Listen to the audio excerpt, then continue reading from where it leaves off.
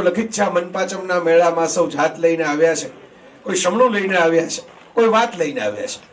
તો હું વાત લઈને જ આવ્યો છું. બહુ ભરતભાઈએ જયારે પહેલી વખત ફોનમાં મને કહ્યું ને કે ભાઈ આપણે 20મી બુધવારની ડેટ જોઈએ છે, એટલે મેં કીધું એ તો આપણે એડજસ્ટ કરીએ, પણ બુધવાર તો વર્કિંગ ડે થાય. સામાન્ય રીતે આ કાર્યક્રમ શનિવારે હોય. હું તો આવી ગયો છું અને ઘણા વખતથી અમારા બીજા કેટલાક મિત્રો પણ આવે જ છે, એટલે ખબર છે કે આ પ્રોગ્રામ શનિવારે સરસ રીતે યોજાતો હોય. તો મને કે ના એ તો થઈ જશે, આપણે એમ કે આપણું એક ફિક્સ ઓડિયન્સ તો છે, એટલા તો આવશે.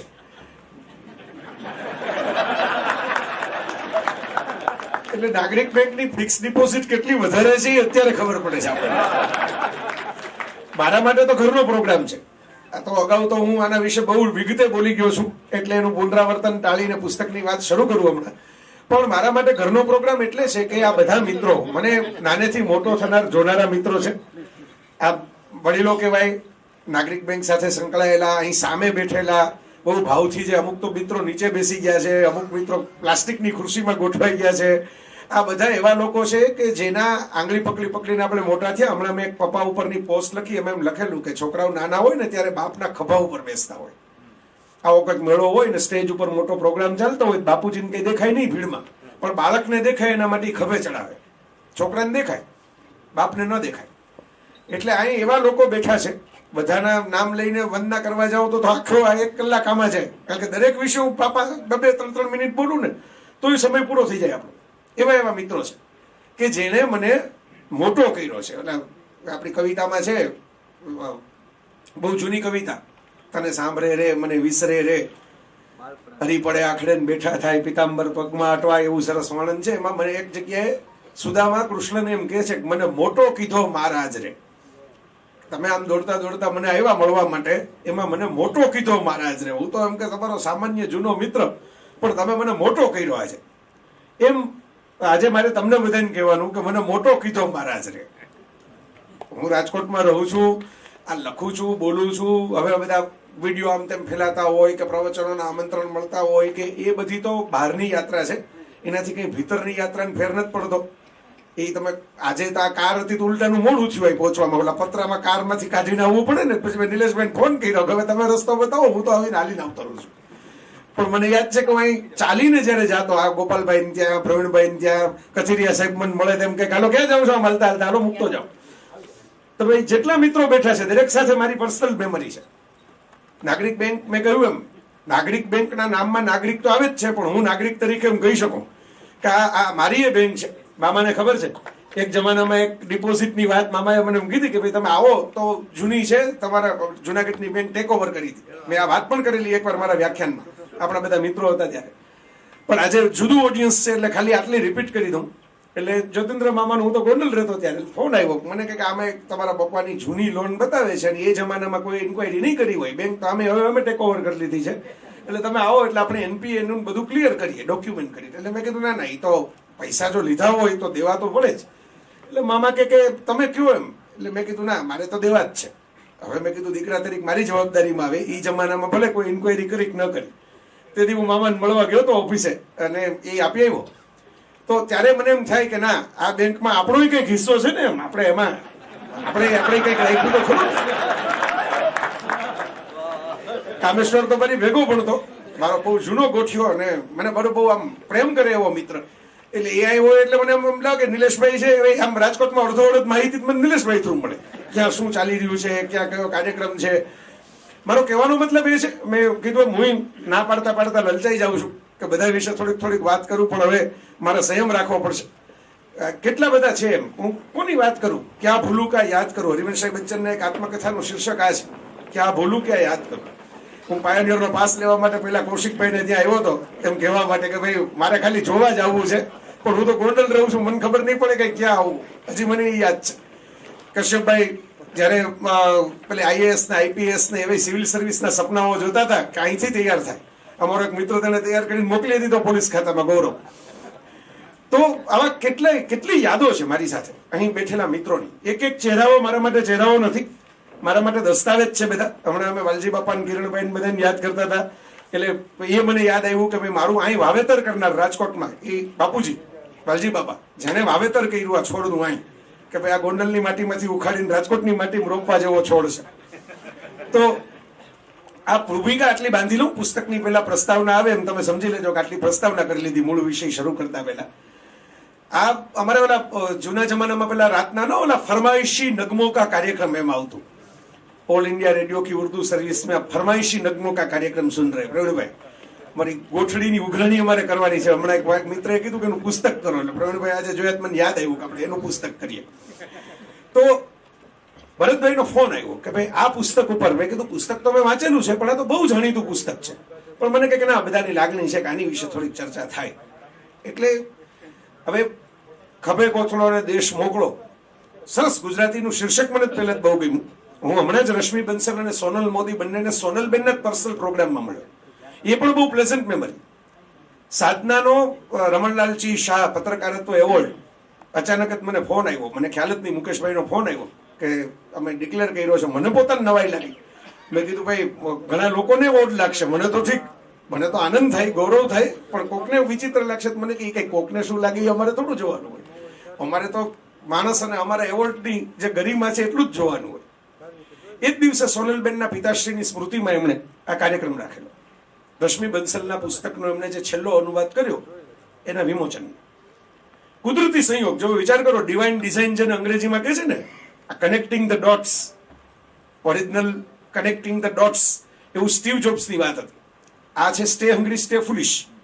એવી જ એ જ લેક્ચરમાં સ્ટીવ જોબ્સે કનેક્ટિંગ ધ ડોટ્સની વાત કરી હતી કે જેમ નાના હતા ને આપણે ટપકાઓ જોડીને બિલાડી બનાવી નાખતા હતા કે આમાં પૂરું થાય પછી એક બિલાડીનું ચિત્ર થાય, એમ લાઈફમાં કેટલાય ડોટ જોડાતા હોય છે. જે ઉપરવાળો જોડતો હોય છે આપણને દેખાતા નથી, પણ સૃષ્ટિ મંડાણ છે, સર્વ એની પડે જોગી જોગેન્દરા કોક જાણે, એની જેમ એ પાછળથી તમને ખબર પડતી હોય છે કે આ ડિઝાઇન આમ બને છે. એટલે હું તમને ડિઝાઇન સમજાવું છું. હું રશ્મિ બંસલને ક્યારેય મળેલો નહીં. સોનલબેન બહુ પ્રેમ કરે, સોનલબેન ખૂબ ચાહે.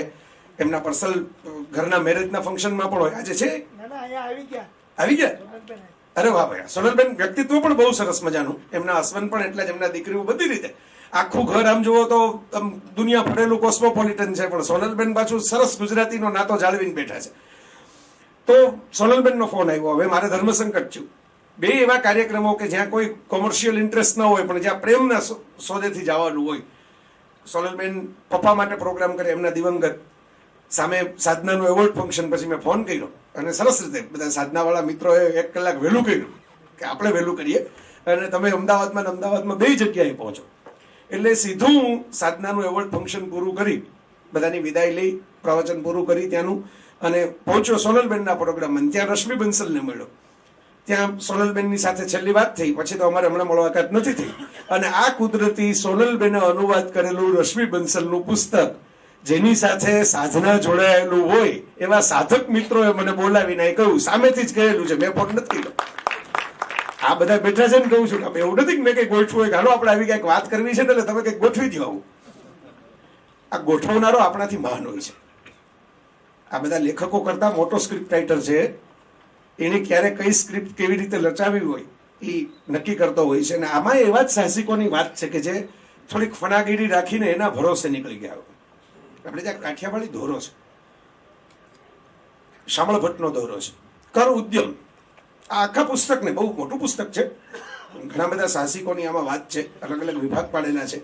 એમની પાસે શું શીખવાનું, એમના શું અનુભવો, એમને ક્યાં ક્યાં પડકારો કે મુશ્કેલીઓ નડી, બધું જ છે. પણ શામળ ભટ્ટની 2 લીટીમાં આ બધી કથા આવી જાય છે. તમામ વ્યક્તિત્વોનું જીવન આવી જાય છે. તમારે સમજાવવું હોય છે, ઓલી હરિવંશ બચ્ચનની 2 લીટીમાં સ્નેહલે પરિચય આપ્યો કે ભાઈ આ પરિચય, એવી 2 જ લીટીમાં આ બધા સાહસિકોની કથા આવી જાય છે. અને આમ અહીં બેઠેલા સાહસિકોની કથા પણ આવી જાય છે. કર ઉદ્યમ, મહેનત કરો. ડર પાપથી, ખોટું કામ કરવાથી ડરો. મહેનત કરો પણ સાચી દિશામાં કરો, ખોટી દિશામાં નહીં. મહેનત તો ઘણા ત્રાસવાદી હોય, રેકી કરીને કરતા હોય છે. એના કક્ષાએ તો મહેનત છે, પણ એ કઈ સાચી દિશાની મહેનત નથી. તો કર ઉદ્યમ, ડર પાપથી, લઈ સદબુદ્ધિ શુભ સાથમાં. શામળ કહે કર સફળ ભવ, હરિ હીરો લઈ હાથમાં. કોઈ પણ સાહસ કરવું હોય ત્યારે તમારે આજ ફનાગીરીથી નીકળવું પડે, હરિ હીરો લઈ હાથમાં. બીજા હીરાઓની મિલકત તો તમારા ખિસ્સામાં હોય નહીં, પણ હરિનો હીરો તમારી ભેગો હોય તો ધીરે ધીરે રસ્તા થાય. મેં તો અકેલા ચલાતા જાની બે મંઝિલ મગર, લોગ સાથ આતે ગયે ઓર કારવા બનતા ગયા. આ જ કહાની છે બધાની. મેં એકવાર મારું જૈવો પુસ્તકની અંદર આત્મકથાના સ્વરૂપે એવું લખેલું કે ભાઈ આજના નવી પેઢીના મિત્રો પાસે કઈ બધાયની વાર્તાઓ વાંચવાનો સમય હોય નહીં.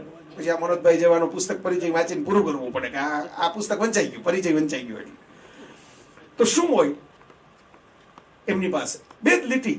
મેં કહ્યું વોટ્સઅપ મેસેજમાં પણ તમે મોકલીને સમજી જાઓ કે દરેક સફળ માણસની આત્મકથા બે જ લીટી ઉપર બનેલી છે. इस तरह से हमने तय की मंजिले, અમે આ જ રીતે મંજિલ ઉપર પહોંચ્યા. ગીર પડે, ગીર કર ઉઠે, ઉઠ કર ચલે. બધાની કથા આ જ છે. બધા પડ્યા જ હોય છે, બધા કંઈક ને કંઈક ઠેબુ ઠેસ ખાધી જ હોય છે, પણ ત્યાં પડ્યા પડ્યા રોએ રાખ્યું ને એની કથાઓ રચાતી નથી, એની કથા કોઈ લખતું નથી. જે ઊભા થઈને લુગડા ખંખેરીને કોકનો ટેકો લઈને ચીસ પાડતા પાડતા ડુસકા ભરતા ભરતા પણ ડગુમગુ થતા ચાલવાનું જેને ચાલુ રાખ્યું એની કથાઓ રચાય છે. બહુ સીધી સાદી વાત છે. રવિન્દ્રનાથ ટાગોરનું એક શાંતિનિકેતનની ડાયરીમાં એક પ્રસંગ એમને લખ્યો છે ટાગોરે કે અંધારાની અંદર એક વૃદ્ધ અને એક યુવાન બંને ભેગા થયા. બંનેને પર્વત સુધીની યાત્રા કરવાની હતી. એટલે યુવાને એમ કહ્યું કે સવારે સૂરજ ઉગશે ને અત્યારે સુઈ જાઉં છું, આરામ કરું, સવારે સૂરજ ઉગશે ને ત્યારે હું યાત્રા શરૂ કરીશ. અને પેલા વડીલ વૃદ્ધે એમ કહ્યું કે મારી પાસે તો એક દીવો છે, એટલે સૂરજ ઉગશે ત્યાં સુધીમાં હું અડધી યાત્રા પૂરી કરીશ. સૂરજની રાહ નહીં જોઉં, આખો સૂરજ જળાહળા કરીને ઉગે પછી જ પગથિયા ચડવાનું શરૂ કરું. હું દીવાના અજવાળે એટલી યાત્રા તો કરી નાખીશ કે સૂરજ ઉગે ત્યારે અડધી યાત્રા મારી પૂરી થઈ. તો મિત્રો, કોઈ પણ સફળ વ્યક્તિત્વ જે હોય છે, આજકાલ આની માર્કેટ છે.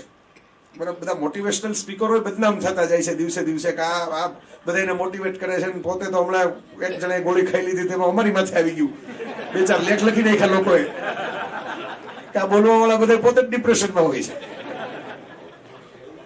તો આવું હોતું નથી. આજે જ મેં એક વાબી સાબી જાપાનીઝ એટલે ખરેખર જેટલા જાપાનીઝ ફિલોસોફી છે એ મૂળ ભારતીય ફિલોસોફી છે. એટલે કઈ જાપાનીઝ ફિલોસોફીથી આપણે બરાબર એનું પેકેજિંગ સરસ કરે, જાપાનમાં સ્ટાઇલિશ કરે, એમ ચા પીવડાવે તો પણ એવી રીતે પીવડાવે કે આપણે ધન્ય થઈ જાય. આપણે ઓલા સબડકા ભરીને અડધી પીતા હોય એટલે આપણને એનું મહાત્મ્ય સમજાય નહીં. એટલે પણ વાબી સાબી કે કોઈ પણ ટેકનિક હોય બેઝિકલી તો બુદ્ધિઝમ છે.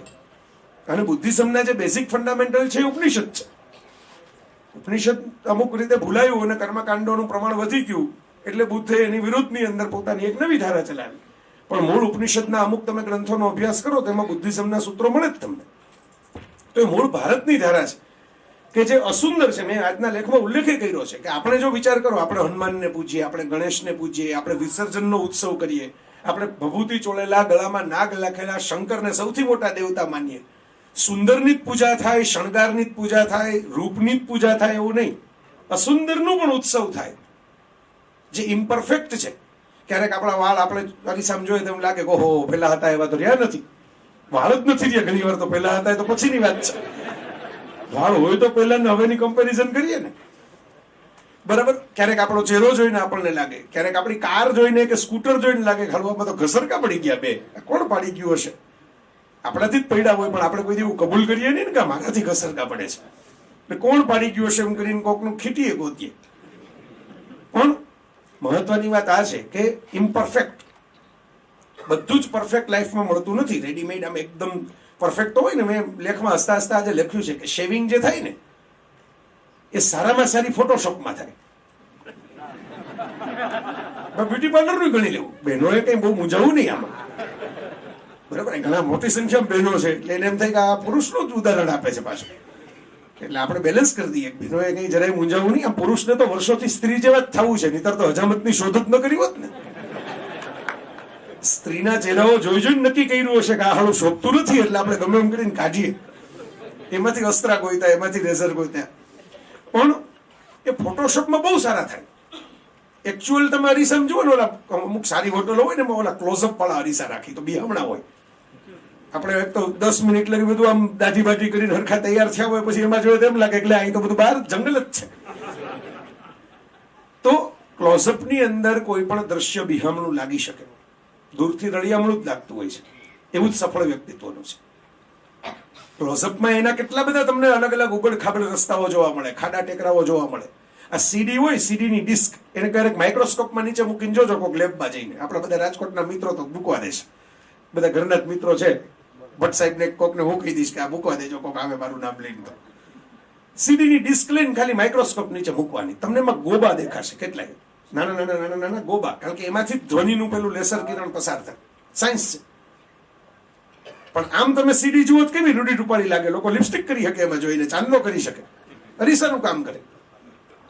તો મિત્રો, સફળતાની હંમેશા યાત્રા આવી જ રહી છે. ચકચકિત લાગે દૂરથી, રૂપાળી લાગે બહારથી. અંદર જેને યાત્રા કરી છે એને પૂછો ને તો ખબર પડે કેટલા ખાડા હતા, કેટલા ટેકરા હતા, ક્યાં ઘૂંટણ દુખ્યા હતા, ક્યાં સુઈ જવું પડેલું, ક્યાં અટકી જવું પડેલું, ક્યાંથી અબાઉટ ટર્ન મારેલું. હું ઘણી વાર કહું છું કે મારે આવું કંઈક કરવું છે. કૃષ્ણના એક ઉદાહરણ લઈને, આર્ટ ઓફ વિનિંગમાં આપણે બધા એમ જ કીધું કે ક્વિટર્સ નેવર વિન, ક્વિટર્સ નેવર વિન. આખી દુનિયા એમાં ચડી ગઈ ને એમાં જ પછી આ આપઘાતો થવા માંડ્યા. અમે છોડીએ હે ને, અમે છોડીએ ને, પછી એવી જગ્યાએ પહોંચી જાવ કે નીકળાય જ નહીં. તો કૃષ્ણ પાસેથી શીખવાનું એ છે કે ક્વિટર્સ નેવર વિન નહીં, ઇટ્સ ટાઈમ ટુ ક્વિટ હોય ત્યારે હળવેકથી રણછોડરાય થવાનું. આપણે એમાં બહુ વાંધો નહીં. ધરાર પરાણે હું તો મૂકું જ નહીં, હું તો મૂકું જ નહીં કરી કઈ જરાસંઘામાં માથા ફટકારવા ન જવાય. અહીંયા ભીમને મોકલી દેવાય કોક. આપણે હળવેકથી સોનાની દ્વારકા બનાવીને સુખેથી રહેવાય ગુજરાતમાં આવીને. યા મથુરામાં રહીને પછી પરાણે શહીદ થવું, એવું શું કામ કરવું? છોડવાની પણ એક કળા હોય છે. આ જેટલા સફળ ઉદ્યોગપતિ મિત્રો છે ને એને પૂછજો તમે ખાનગીમાં, કદાચ જાહેરમાં ન કહી. ધીરુભાઈ અંબાણી અમારા એક પત્રકાર મિત્રને, હવે એ વાત ઓફ ધ રેકોર્ડ છે એટલે મારાથી નામ ન દેવાય, પણ બનેલી છે. મુંબઈના એક પત્રકાર મિત્રનું, એટલી હિન્ટે આપું. મુંબઈના એક પત્રકાર મિત્રને ધીરુભાઈને પૂછ્યું કે ભાઈ આ સફળતાનું સૂત્ર આપો. એટલે ધીરુભાઈ હેસા, વર્ષો જૂની ઓળખાણ, એટલે એમણે એમ કીધું કે તમારે આ ટેપ રેકોર્ડર બંધ કરો તો સાચું સૂત્ર આપું, રેકોર્ડર ચાલુ રાખો તો છાપવાનું સૂત્ર આપું. એટલે પેલા ભાઈ આ મને એમણે વ્યક્તિગત કીધેલી વાત છે, એટલે એમણે કઈ છાપી નથી આ વાત. એટલે એમણે બંધ કર્યું. એટલે ધીરુભાઈ કે જો ખિસ્સાની અંદર બિસ્કિટ રાખવાના, હાથમાં લાકડી રાખવી. તમે જયારે યાત્રા શરૂ કરો ત્યારે બે પ્રકારના કૂતરા મળે, કરડતા ને ભસતા. ભસતા દેખાય છે બિસ્કિટ ફેંકવાના, કરડતા દેખાય છે લાકડી મારવાના. ટિપિકલ આપણું કાઠિયાવાડી લોજિક, બરોબર. અને પછી આટલું ગયા પછી, આમાં તો તમને બધાને મજા જ આવી, મને મજા આવી હતી સાંભળી જયારે. આટલું ગયા પછી ધીરુભાઈ શા માટે ધીરુભાઈ બન્યા એનું ટ્રેડ સિક્રેટ તો હવે આવે છે. આટલું ગયા પછી એમ કીધું કે પણ દરેક વખતે કૂતરાઓ ઉપર ધ્યાન ના આપી રાખવું, યાત્રા ચાલુ રાખવી. નહીંતર પછી આમાં નામાં અટવાયેલા રહેશો, બિસ્કિટ ને લાકડીમાંથી ઊંચા જ નહીં આવે. તો આ આપણું ઇન્ડિયન લોજિક છે. જે માણસ, તમે વિચાર કરો કે એડનના પેટ્રોલ પંપે એડન્ટન તરીકે કામ કરતો હોય, પોતાની પેટ્રોલિયમ રિફાઇનરી જોઈને જાય, એમાં કંઈક તો હશે ને, કંઈક તો એવું હશે ને. એમ આમાં બોલવું સહેલું છે, આપણે તને બોલતા જોઈએ છીએ ને. આ અમારી ભેગા સાયકલના કેરિયર ઉપર બેસતા, ના અમારી ભેગા લ્યુનામાં પેટ્રોલના પૈસા માગતા, હવે તો જો આમ ફરે છે ને તેમ ફરે છે. અરે પણ એ તો તમે એની ભેગા જતા તમે ક્યાં ન પહોંચ્યા ત્યાં? તમે કહો છો કે મારી ભેગા જ લ્યુના હલાવતા, અમારી ભેગા જ સાયકલના કરિયર ઉપર બેસતા, તો તમે ક્યાં હજી સાયકલમાં લ્યુનામાં રહી ગયા? એટલે આ ખભે કોથળો દેશ મોકળો થોડીક ઇનસાઇડ ઇન્ફોર્મેશન આપણને આપે છે બિઝનેસ વર્લ્ડની. એક આખું એમણે મૂળ તો બે પુસ્તક મેં કીધું એમ, કનેક્ટિંગ ધ ડોટ્સ અને સ્ટે હંગ્રી સ્ટે ફુલિશ. આ બહુ સરસ મજાની વાત હતી. સ્ટીવ જોબ્સે એના વ્યાખ્યાનમાં પણ કહેલું કે પોતે નાના હતા સ્ટીવ જોબ્સ, અને એને તો મા બાપનો એવો હતો પોતો નહીં, એડોપ્ટેડ, દત્તક લેવાયેલા હતા. પાછળથી ખબર પડી કે કોલેજિયન એક માં હતી જેને અનવેડ મધર થવાને કારણે બાળકને અનાથાશ્રમમાં મૂકી દીધેલું. અમેરિકામાં એક છૂટ છે, અને પિતા તો કંઈક બહારના દેશના હતા, એ તો છોડીને જતા રહ્યા હતા.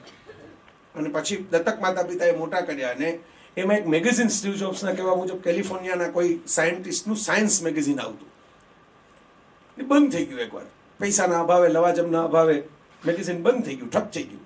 અને છેલ્લા અંકમાં એ સાયન્ટિસ્ટે આ શબ્દ લખેલો, તંત્રીલેખ લખ્યો બાળકોને સંબોધીને, કારણ કે બાળકો માટેનું મેગેઝિન હતું, સ્કૂલે જનારા.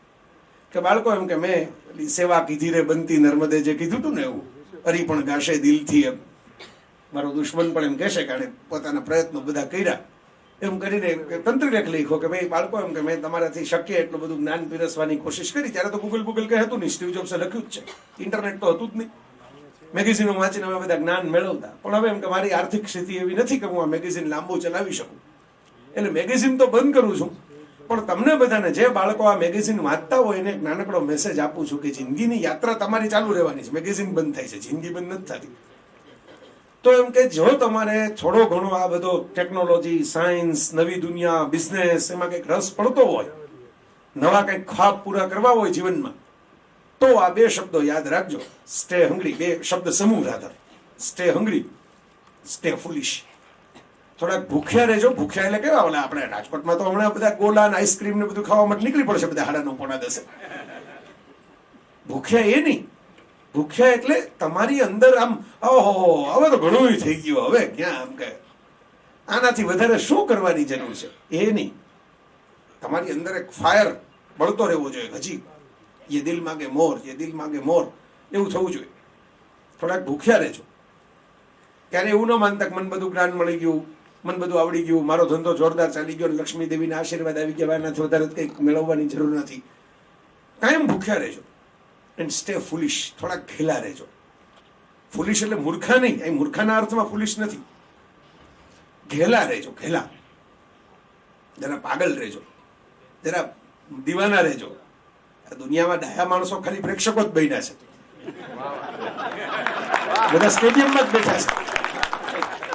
રમવા વાળા છે એ તો એને તો થોડીક ઘેલછા રાખી જ છે ને. વિરેન્દ્ર સહેવાગની ટેવ નહોતી કેમ કે સચિવની પાસે આવે એટલે સીધો સિક્સર મારવાની ટ્રાય કરે. તમે વિચાર કરો તો સહેવાગ જેમ રિટાયર થયો એમ બીજા કેટલાક રિટાયર થયા. તો મને હજી ઘણી વાર યાદ આવે કે આ એક ભડનું ફાડ્યું હતો, બાકી કે સેન્ચુરી 94 આવે, 95 આવે, 96 આવે એટલે સિક્સ મારવાની ટ્રાય કરે. હમણાં એક ઇન્ઝમામ, હું લખના ઇન્ટરવ્યુમાં ઇન્ઝમામે એવું કીધું, પાકિસ્તાન સામે લડતો હતો ને ઇન્ઝમામને સહેવાગ સાથે દોસ્તી સારી પર્સનલી. એટલે સહેવાગે ઇન્ઝમામને એમ કીધું કે ઓલા લોંગોન ઉપરના ફિલ્ડરને મિડોન ઉપર રાખ, મારે એક સિક્સ મારવી છે. એટલે ઇન્ઝમામ કેપ્ટન હતો, ઇન્ઝમામ એને મિડોન ઉપર બોલાવ્યો, એટલે ઓલા ઇન્ઝમામને માથાકૂટ કરવા ચાલુ કરી કે આ એટલે સહેવાગે સિક્સ મારી દીધી તરત. એટલે ઓલા ઇન્ઝમામ મારા માથાકૂટ કરી, એટલે ઇન્ઝમામ એને કીધું ભાઈ તને નહીં સમજાય, અમારા બેની પર્સનલ દોસ્તીની વાત છે. એ કોક દી હું કહું તો સહેવાગી ઘટી જાય, પછી મારી એકાદ બાઉન્ડ્રી મારવી હોય તો વિચાર કરો. આ ઘેલછા દીવાનગી લાગે આપણને, પણ યાદ કરીએ છીએ ને એને કારણે આપણે જે લોકો કંઈક ચીલો ચાતરીને નીકળ્યા એને યાદ કરીએ છીએ. આ પુસ્તકમાં એવા ઉદ્યોગપતિની વાતો છે.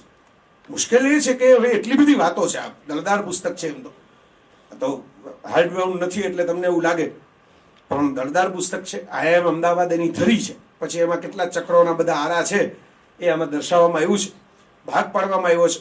મારા પુસ્તક પરિચય બેઝિક તો હું તમને આપી જ દઉં કે કેવો ભાગ પાડવામાં આવ્યો છે. આમાં આત્મવિશ્વાસ ધરાવનાર ઉદ્યોગ સાહસિકો ઘણા ખાલી કોન્ફિડન્સથી જ નીકળ્યા, બીજું કંઈ જ ન હોય. અને કોન્ફિડન્સ કેમ આવે? આમાં તમે જો વાંચશો બધાના ચરિત્ર કથા, કારણ કે મારું કામ તમને ભૂખ લગાડવાનું છે. આખા પુસ્તકની પારાયણ કરવી હોય તો આપણે હાથ દીની સપ્તાહ ગોઠવવી પડશે કે હવે આજે આ બે ઉદ્યોગપતિની વાત, કાલે ઓલા બે ઉદ્યોગપતિની વાત, બરોબર. પણ ભૂખ લાગે તો તમે 2-2 કિલો પેંડા લઈ આવશો. આપણે ભગતના પેંડા માટે ઘણા બહારથી આવે ને એટલે બધા કે રાજકોટમાં શું લઈ જાઉં, તો કે ગોરધનનો ચેવડો લઈ જાઓ, ભગતના પેંડા લઈ જવા, આમ બધી 2-4 ટીપ લોકો આપે.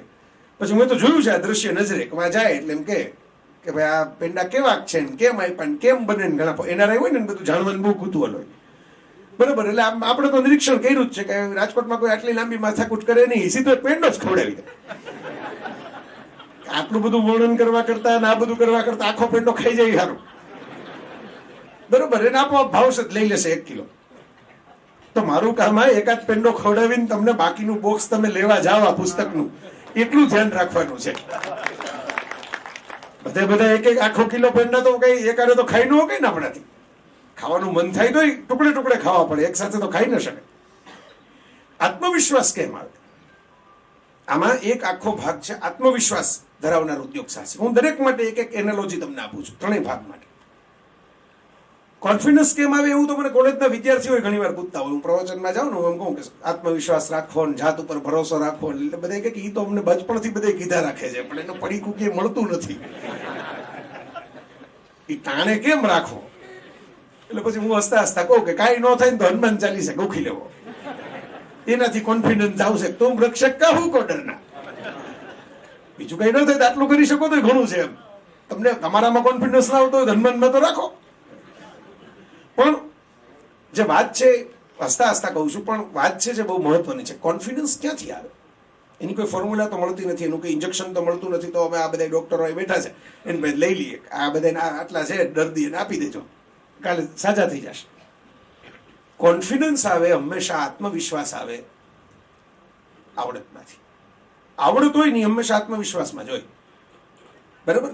જેની માની લો કે ગાડીની ડ્રાઇવિંગની આવડત હોય એ કોન્ફિડન્ટ હોય. આપણે એમ કહીએ કે આમાં નીકળશે, એટલે કે નીકળી જાય, કારણ કે એને આવડે છે. આપણને નથી આવડતી એટલે આપણને એટલો કોન્ફિડન્સ આવે. આપણે જોઈ જોઈને વિચાર કરીએ કે નીકળશે. જેનામાં જે આવડત હોય ને, બરાબર, કોઈ રસોઈ કરવા વાળા ગૃહિણી એવા હોય એટલે મૂંઝાઈને કે ઓલા મહેમાન તો વધી ગયા 5, કઈ તો થઈ રહેશે, કારણ કે એનામાં એની આવડતમાં કોન્ફિડન્સ છે કે એટલી દાળ તો હું હમણાં વધારે કરી નાખીશ ને, એટલી રોટલી તો હમણાં વણી નાખીશ, એટલી પૂરી તો હમણાં તળી નાખીશ. આત્મવિશ્વાસ આવે આવડતમાંથી. તો હવે પાછો નવો પ્રશ્ન ઉભો છે. વિક્રમ વેતાલની વાર્તાઓ જેવું છે. તો આવડત ક્યાંથી આવે? આવડત આવે અનુભવમાંથી. જેટલા અમારા વડીલો અહીં બેઠા છે એ બધા અનુભવી મિત્રો છે. તમે વિચાર કરો, આ કઈ સીધા અત્યારે ગોઠવાયેલા છે, અત્યારે પિક્ચર પોસ્ટકાર્ડ છે આ, પણ પહેલેથી તો ન હોય ને. જેમ જેમ અનુભવ લેતા ગયા હોય એમ ઘડાતા ગયા હોય, એમ સમજાતું હોય શું કરવું શું ન કરવું. વરસાદમાં એકાદ વાર આપણી ગાડી બંધ થઈ હોય ને પછી ખબર પડે કે આટલા પાણીમાં ન લઈ જવાય. એ કેમ તરત ખબર ન પડે, એકાદ વાર બંધ થવી પડે પછી ખ્યાલ આવે કે આટલી જો પાણી વધે ને તો આપણે ગાડી બહાર ન કઢાય, તો હાલીને જતું રહેવાય એના કરતા. તો આવડત આવે અનુભવમાંથી. તો હવે પાછો એ પ્રશ્ન યક્ષ પ્રશ્ન જેમ ચાલુ કે તો આ અનુભવ ક્યાંથી આવે? એનું હું તમને બહુ દેશી કાઠિયાવાડી જવાબ આપું. આ ખભે કોથળો દેશ મોકળો જેમ આપણું ગુજરાતી દેશી સ્ટેટમેન્ટ છે ને, એવો દેશી સ્ટેટમેન્ટમાં જવાબ આપું. અનુભવ આવે અખતરામાંથી. માણસ નવા આ પુસ્તક તમે વાંચશો એટલે હું શું કહું છું એ આખી યાત્રા તમને સમજાશે. આ હું એમને તમને મજા કરાવવામાં જ નથી કહેતો, આ પુસ્તકની સાથે રિલેવન્ટ છે એટલી જ વાત કરું છું.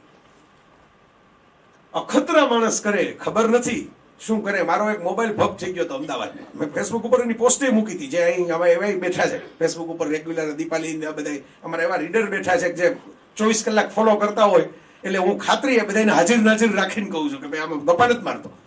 આજે બોલવાનું છે એટલે 2 વાર્તા બનાવી નાખી એવું નથી કરવું આપણે. મોબાઈલ અમદાવાદમાં થઈ ગયો ભપ. નાના બાળકો ભપ થઈ જાય ને, મોબાઈલ ભપ થઈ ગયો, ખુલે જ નહીં કે ચાલુ જ ન થાય. એટલે ત્યાં સર્વિસ સેન્ટરમાં હું ગયો, ત્યાં તો કંપનીનું મોટામાં મોટું સર્વિસ સેન્ટર હતું અમદાવાદમાં. તો મને જોઈને કંઈક વોરંટીમાં છે. મેં કીધું ના, એને તો 3-4 મહિના જતા રહ્યા વોરંટી પીરિયડને. તો 1 વર્ષ તો થઈ ગયું, એને માથે 5 મહિના થયા. તો મને કહે કે તો હવે કઈ નહીં, રમકડું થઈ ગયું. મને કે રમવા આપો, કે ફેંકી દો, જે કરવું એ કરો, કારણ કે નાઇટ્રોજન સીલ્ડ હોય, આ કઈ ખુલે બુલે નહીં અને આમાં કઈ હવે થઈ શકે નહીં. આની તો અંદરનું મધરબોર્ડ જ ઉડી ગયું છે એવું. એટલે કારણ કે ખુલે જ નહીં, કંઈક ચાલુ જ નહોતો થતો. એટલે કે સરખો જ ખર્ચો થાય. નવો લઈ લો, મધરબોર્ડ નાખો, બધું સરખું જ છે. વોરંટી હોય ફાયદો થાય. હું લઈને પાછો આવ્યો અને જ્યાંથી મારે મોબાઈલ લેવાનો હતો, મારા મિત્રને ફોન કરીને કીધું, ભરત નામનો એ છોકરો, તમને નામ દઈને કહું, ક્યાંય મેં નામ નથી આપ્યું, વાત 2-3 જગ્યાએ કરી, પણ હવે આજે રાજકોટ છે એટલે નામ દઈને કહું, છોકરાનું નામ તમને આપું. અને એને જેને હું મોબાઈલ લઉં એટલે ભરત પાસે જ લઉં. અને પૂછો, એકવાર આપણે બધા બેઠા હતા ટેલિકોમની દુકાને, ત્યારે અમે ભેગા આવ્યા હતા વર્ષો પહેલા કામાણીમાં. એટલે આ ખાતરી કરાવતું છે ને, 2-4 વિટનેસ ભેગા રાખવું, આ ગપાટા નથી. તો એ ભરતને મેં કીધું હવે નવો લેવાનો આવ્યો. મને કહે કે એમ થોડા નવા લેવાતા હોય. એટલે મને કહે કે તો થઈ જશે. મેં કીધું થઈ જશે ક્યાંથી થઈ જાય, હું તો સર્વિસ સેન્ટરમાં થઈને આવ્યો. તો મને કે મને આપો ને, આપણી પાસે છે એવા છોકરાઓ, થઈ જશે. થઈ ગયો બીજે દી, હજી પડ્યો મારી પાસે. વિદેશ જવા માટે એકાદ કાર્ડ બીજું નાખવાનું થાય એટલે મેં રાખ્યો છે, હજી સાચવીને, હજી ચાલે છે. તો મેં પૂછ્યું, મેં કીધું કેવી રીતે થયો? તો કે ઈ તમને નહીં સમજાય. મેં કીધું પણ વોરંટીમાં હતો નહીં, ઓલાએ કીધું કે રમકડું થઈ ગયું, તમે કીધું કે ચાલુ થઈ ગયો, કેવી રીતે થયો? તો કે એને જેને કીધું હોય ને, એને મેન્યુઅલ વાંચી નક્કી કર્યું હોય, અમે તોડીને નક્કી કરીએ. અમે અખતરા કર્યા છે. અમે 25 મોબાઈલ ભાંગા તોડ્યા છે, એટલે ખબર છે કે કેમ થાય. એને ન થાય, એનાથી થાય નહીં, એનાથી ખુલે જ નહીં, હિંમત જ ન હાલે ખોલવામાં. એ અમારી હાલે. એટલે થઈ ગયો, ખુલી ગયો, ફીટે થઈ ગયો, થઈ ગયું. શું હતું એ તમને નહીં ખબર પડે. બસ આપણે કઈ એમાં પડવું નથી શું હતું એમાં. પણ મહત્વની વાત એ છે, તમે આ પુસ્તકમાં યાત્રા જોશો બધાની, તો બધાએ કંઈક અખતરા કર્યા છે. આ મૂળિયું અખતરામાં છે. અખતરા અનુભવમાં ફેરવાય, ભૂલો થાય, ખબર પડે, કાંઈ ન જવાય, આ ન કરાય, આમ ન થાય, ન આવડે, અહીંથી ક્વિટ કરવાનું છે, અહીંથી ટર્ન મારવાનો છે ભૂલા પડવાનો કેટલો ફાયદો, નવા કેટલા બધા રસ્તા પરિચિત થાય છે. આપણી ગુજરાતી ભાષાની બહુ સરસ પંક્તિઓ છે. તો એમાંથી અનુભવમાંથી આવડત ધીરે ધીરે વિકસે, અને એકવાર તમારી આવડત વિકસે પછી આત્મવિશ્વાસ આવી જ ગયો હોય, અને પછી સફળતા છે ને તમને કોઈ ડગાવી ન શકે, તમને કોઈ ધ્રુજાવી ન શકે.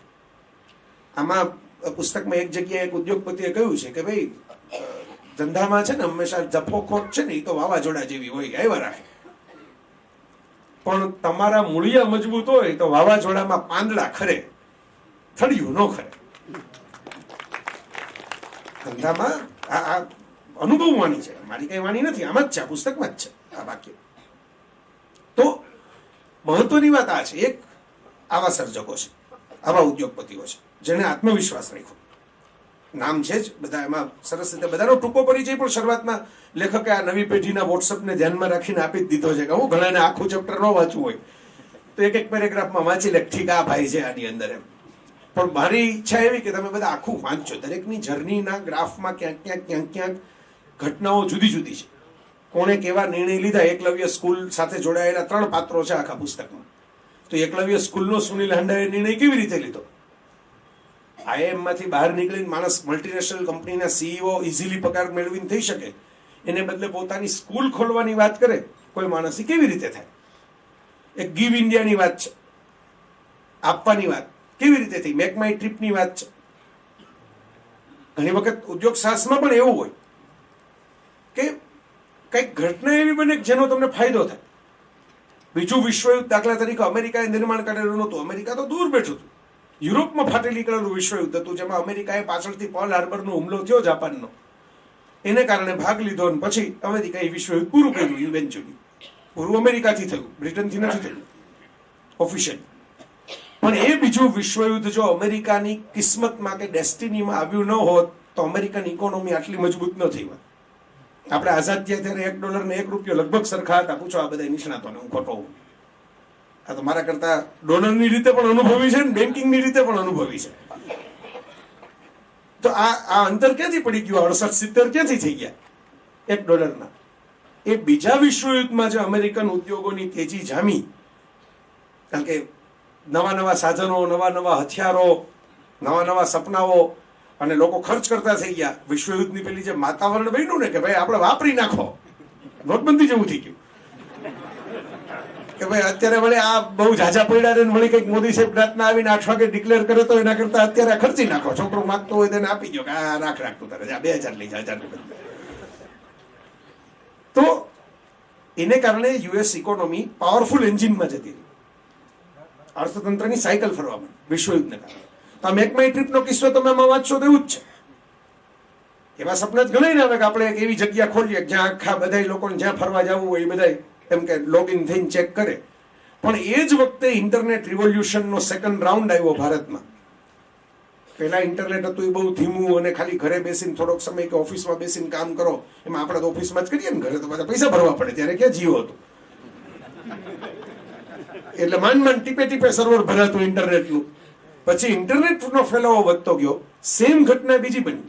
ઘણી વખત ડેસ્ટિની અલગ અલગ ઘટનાઓનું નિર્માણ કરતી હોય, અને એમાંથી કંઈક આખો ઇતિહાસ પરિવર્તન પામતો હોય, કંઈક નવી દિશામાં નવી જગ્યાએ પહોંચી જતો હોય.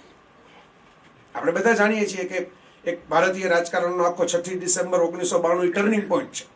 તો એ ટર્નિંગ પોઈન્ટ તમે વિચાર કરો, એક બાજુથી રાજીવ ગાંધીની હત્યા પ્લાન થાય છે, એ સાવ જુદા જ દેશમાં જુદા જ કારણથી, એને એની સાથે લાગે વળગે નહીં. રિટાયર થયેલા નરસિંહ રાવ PM થાય છે, એને કઈ આની સાથે લાગે વળગે નહીં. કેટલા ફેક્ટર એક ભેગા થતા હોય ત્યારે એક ઘટના બને ને એનો ઇતિહાસનો વળાંક છે એ આખો એક ટ્વિસ્ટ આપે. અહીં અનુભવી મિત્રો બેઠા છે એટલે મારે ભાઈ આ પોલિટિકલ ચર્ચા લાંબી ન કરવાની હોય, પણ હું સમજાવવા માટે વાત કરું છું કે ઇતિહાસ અનેક પરિબળોનો સરવાળો છે. તો પ્રાઇવેટ એરલાઇનને મંજૂરી મળી એ ગાળામાં જાજી, 1-2 એરલાઇન હતી, એમાંથી નાની ઓલી બધી, કેમ કે 999 ટ્રાવેલ કરો ને આ કરો ને, એને મેક માય ટ્રીપ વાળાનું હાલી નીકળું. કારણ કે લોકો લોગિન થઈને જોવા માંડતા હતા કઈ ટ્રીપ ક્યાં પહોંચે છે. તો ઘણા પરિબળ કામ કરે છે, એકલો આત્મવિશ્વાસ જ કામ કરે હું નથી કહેતો. મેં આત્મવિશ્વાસમાં પણ જો આવડત, અનુભવ બધો ઉમેરો તમને કરીને આખું મિક્સ વ્યવસ્થિત બનાવીને આપ્યું છે આત્મવિશ્વાસ. એટલે અહીંથી કોઈ એવો મેસેજ લઈને ન જાય કે આપણને કોણ પહોંચે, કૃષ્ણદેવીની કવિતા છે ને, ઉગે એને કોણ પૂગે. આપણે સૌરાષ્ટ્રમાં તો અઘરું પડી જાય. અહીં તો બે સાયકલ ભટકાય, સાયકલ ને કઈ ન થયું હોય થામાવાળા બે પોલીસ સ્ટેશને પહોંચે. સાયકલ સલામત હોય બે. એટલે આ ખાલી આત્મવિશ્વાસની વાત નથી, એની સાથે બીજા સમીકરણો જોડાયેલા છે. પણ બીજું છે આમાં ભાગ પાડવામાં આવ્યું છે આ પુસ્તકમાં, તક ઝડપનાર સાહસિકો. ચાન્સ, તક ઝડપ. અત્યારે ફૂટબોલનો વર્લ્ડ કપ ચાલે છે. પહેલો વર્લ્ડ કપ મેં જોયેલો, જેની વાત પણ મેં લખી છે મારા એક લેખમાં, એ 1986 નો. લગભગ આમાંથી જેટલા બેઠા છે ને ફૂટબોલ ત્યારે જ જોયો હશે, કારણ કે એ પહેલા તો દૂરદર્શન કઈ હતું નહીં એવું. અને 86માં મેરાડોનાનો ઓલો હેન્ડ ઓફ ગોડ વાળો જે હતો એ મને હજી યાદ છે. આપણે તો આમ ખાલી આ બધા આમ દોડ કરતા હોય ને એક દડા માટે, જોઈને મજા આવતી હતી કે આવું તો હું ભળી ગયા છે એ દડામાં. પછી હસતા હસતા હવે કહું છું મારા પ્રવચનોમાં, બહાર નીકળતા ત્યારે એમ જોયું કે બીજો આ ફૂટબોલ જે રમે એની પાછા શેન્જન વિઝા રાખે, એક વિઝામાં 16 દેશ ફરી શકો ને એવું બધું. બરોબર, આપણે ક્રિકેટ રમીએ, આપણે ઇન્ડિવિજ્યુઅલ ગેમના ખેલાડી છે. મારી સેન્ચુરી થઈ ગઈ, ટીમનું થવું હોય થાય. અમુક તો સેન્ચુરી કરવા માટે હરાવી દે, 15 ઓવર એવી બગાડે કે પછી છેલ્લી 5 ઓવરમાં તમારો ટાર્ગેટ એવો થઈ જાય કઈ કરી જ ન શકો તમે પાછળ રમવા વાળા. જયારે ફૂટબોલ ટીમ ગેમ છે, પેલો બીજાને દડો પાસ કરે, બીજો ત્રીજાને પાસ કરે, ત્રીજો ચોથાને પાસ કરે. આખો તમે નાગરિક બેંકના બધા મિત્રોનો ઇતિહાસ જોવો ને, આ ફૂટબોલના પ્લેયર્સ છે. હું એટલા માટે તમને કહું છું કે ફૂટબોલમાં હંમેશા એવું છે, આજે જોજો મેચ ચાલુ જ હોય છે, હું ખોટું બોલતો તમે જોઈને ચેક કરજો કે બધા ખેલાડી એકબીજા સાથે કોઓર્ડિનેટ કરે ત્યારે ગોલ એકના હાથે થાય. નામ એનું છાપવામાં આવે, મેચમાં 15 જણાએ ટાંટિયા તોડ કરી હોય, બરાબર. પણ હવે આપણે ત્યાં તો એવું થાય કે ભાઈ ઓલો મારી પાસે દડો આવ્યો તું તને હેનો દઉં, તને મેન ઓફ ધ મેચ નો ચેક મળે એટલે હું મારે પરસેવા પાડવાના, બરાબર. હું દડો લઈને ઘર ભેગો થઈ જાઉં પણ તારા હાથમાં ન આવે. તો એ વખતે જ્યોર્જ લિનેકર નામના ખેલાડીએ 5 ગોલ કરેલા. મોટી ઘટના કહેવાય. એકાદ ગોલે માન થતો હોય. લિનેકર જાણીતું નામ ફૂટબોલ. હા, એટલે જો કશ્યપભાઈ બેઠા એટલે આમાં હું બધા સહયોગ કરવા વાળા આ વિદ્વાનોની સભા છે, આ સુધર્મ સભા છે. એટલે આમાં પાછા સહયોગ કરવા વાળા હોય, કારણ કે મેં કીધું ને, તો એવું જ લાગે છે કે બધા ફેંકતા જ છે. માઇક ઉપર જે આવે એ મોટિવેશનલ સ્પીકરો હોય એ બધા ગપ્પા મારતા હશે ને લોકોને ગપ્પા સાંભળવાની ટેવ પડી ગઈ છે. એવું નથી, હાવ વોટ્સઅપ જેવું જગત નથી. ઘણું બધું ઓથેન્ટિક પણ હોય. અમારા જેવા પ્રયત્ન કરતા હોય કે ભૂલ થાય તો સુધારીને લખીએ ખરા કે આ આંકડો ખોટો હતો, હવે આ અને ફાઇનલ ગણવો. તો લિનેકરનો ઇન્ટરવ્યુ મેં જોયો હતો ત્યારે. લિનેકરને ઓલા ઘણા છે ને પત્રકારો ઉત્સાહી હોય, અમારા ભાઈબંધો બધા. મારે તો હું તો એ ફિલ્ડમાં કહેવાઉં ને, લખવા વાળો એટલે ઉત્સાહી બહુ હોય. તમે જોજો અમુક ઇન્ટરવ્યુ આપણે ટીવી માં જ આવે છે કે આમાં મને ખાલી સહી જ કરવાની આવે. તમે ત્યાં ગયા હતા ને એટલે ઓલા કે હું હજી જવાબ આપવાની શરૂઆત કરે કે ના હું ત્યાંથી પસાર થયો તો, મતલબ તમે ત્યાં ગયા હતા.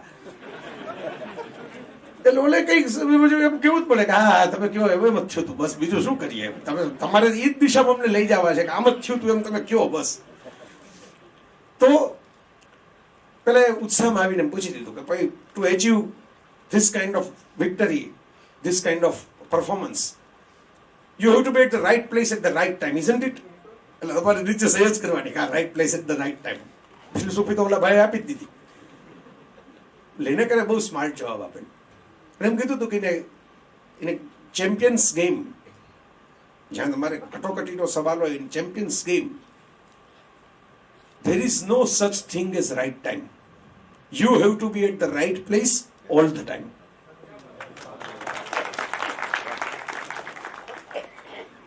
Right time એવું કઈ આ ચોઘડીએ આ મુહૂર્તે જાશું તો જ કામ થશે એવું હોતું નથી. તમારે ઠેકડા મારે રાખવાના, ઘોડો ગમે ત્યારે પસાર થાય ત્યારે ચડી જવાનું. આટલી જ સિક્રેટ છે, આટલું જ છે. Right place all the time. આમાં એવા સાહસિકોની પણ કહાની છે કે જેને તક ઝડપી લીધી. જે તે વખતે જે પ્રવાહ જે એને આમ સ્માર્ટલી જોયું આ દિશામાં થઈ રહ્યું છે. એકતા કપૂર એનું એક ઉદાહરણ આપું તમને, આમાં નથી પણ હું તમને ઉદાહરણ આપું, કારણ કે આમ બેનો ઘણા બેઠા છે એટલે આપણે જરાક એકતા કપૂરની વાત કરીએ તો યાદ રાખે આપણને. આપણા કરતા એનું માતમ જાજુ છે. એમાં છાપાના લેખ વંચાય એના કરતા સિરિયલો જાજી જોવાય છે. એકતા કપૂર વખતે રૂપર્ટ મર્ડોકે તો નક્કી કરી નાખ્યું હતું સ્ટાર ટીવી પાટિયા પાડીને ભાગી જવું, આ તો ખોટ કરનારી સેટેલાઇટ કંપની છે, આમાં કઈ ભારતમાં કોઈ જોતું નથી. એમાંથી એને પેલી તક, ખાલી પડેલી તક કે ભાઈ આ તમારી પાસે તો બધા સ્લોટ ખાલી જ છે ને તમારે તો બંધ જ કરવું છે ને, તો આ સાસ બહુ કહાની ઘર ઘર કી ને સાસ ભી કભી બહુ થી ને આ બધા સ્લોટ માટે મને આપો. પેલા ને તો ખરેખર સેટેલાઇટ નું ભાડું વસૂલ કરવાનું હતું એવી વાત હતી. અને અચાનક કેબીસી માં અમિતાભે તક ઝડપી લીધી કે ભાઈ આપણે કઈ કામ નથી તો હાલો સિદ્ધાર્થ બાસુનો ગેમ શો કરીએ, એટલે જે કઈ દેવું ઓછું થયું એ માથા ઉપરથી, બીજા કરોડપતિ થાય કે ન થાય આપણે તો થવા મળશે. તમે જુઓ કેવી રીતે તક લોકો ઝડપી લેતા હોય છે. અમિતાભ કરતા અમિતાભે તો સામેથી આવેલી ઓફરનો સ્વીકાર કર્યો, એકતાએ તો ઓફર ક્રિએટ કરી. મને એકતા કપૂરની સિરિયલો માટે બહુ માન નહીં, એકતા કપૂર માટે માન ખરું. જેના ભાઈએ એની બેનના જેવે જીવવું પડે એવી દીકરીઓ આપણને બહુ ગમે. તુષાર કપૂરે આજે ફિલ્મ કરવી હોય તો એકતા કપૂરે પ્રોડ્યુસર થવું પડે છે, એવું છે.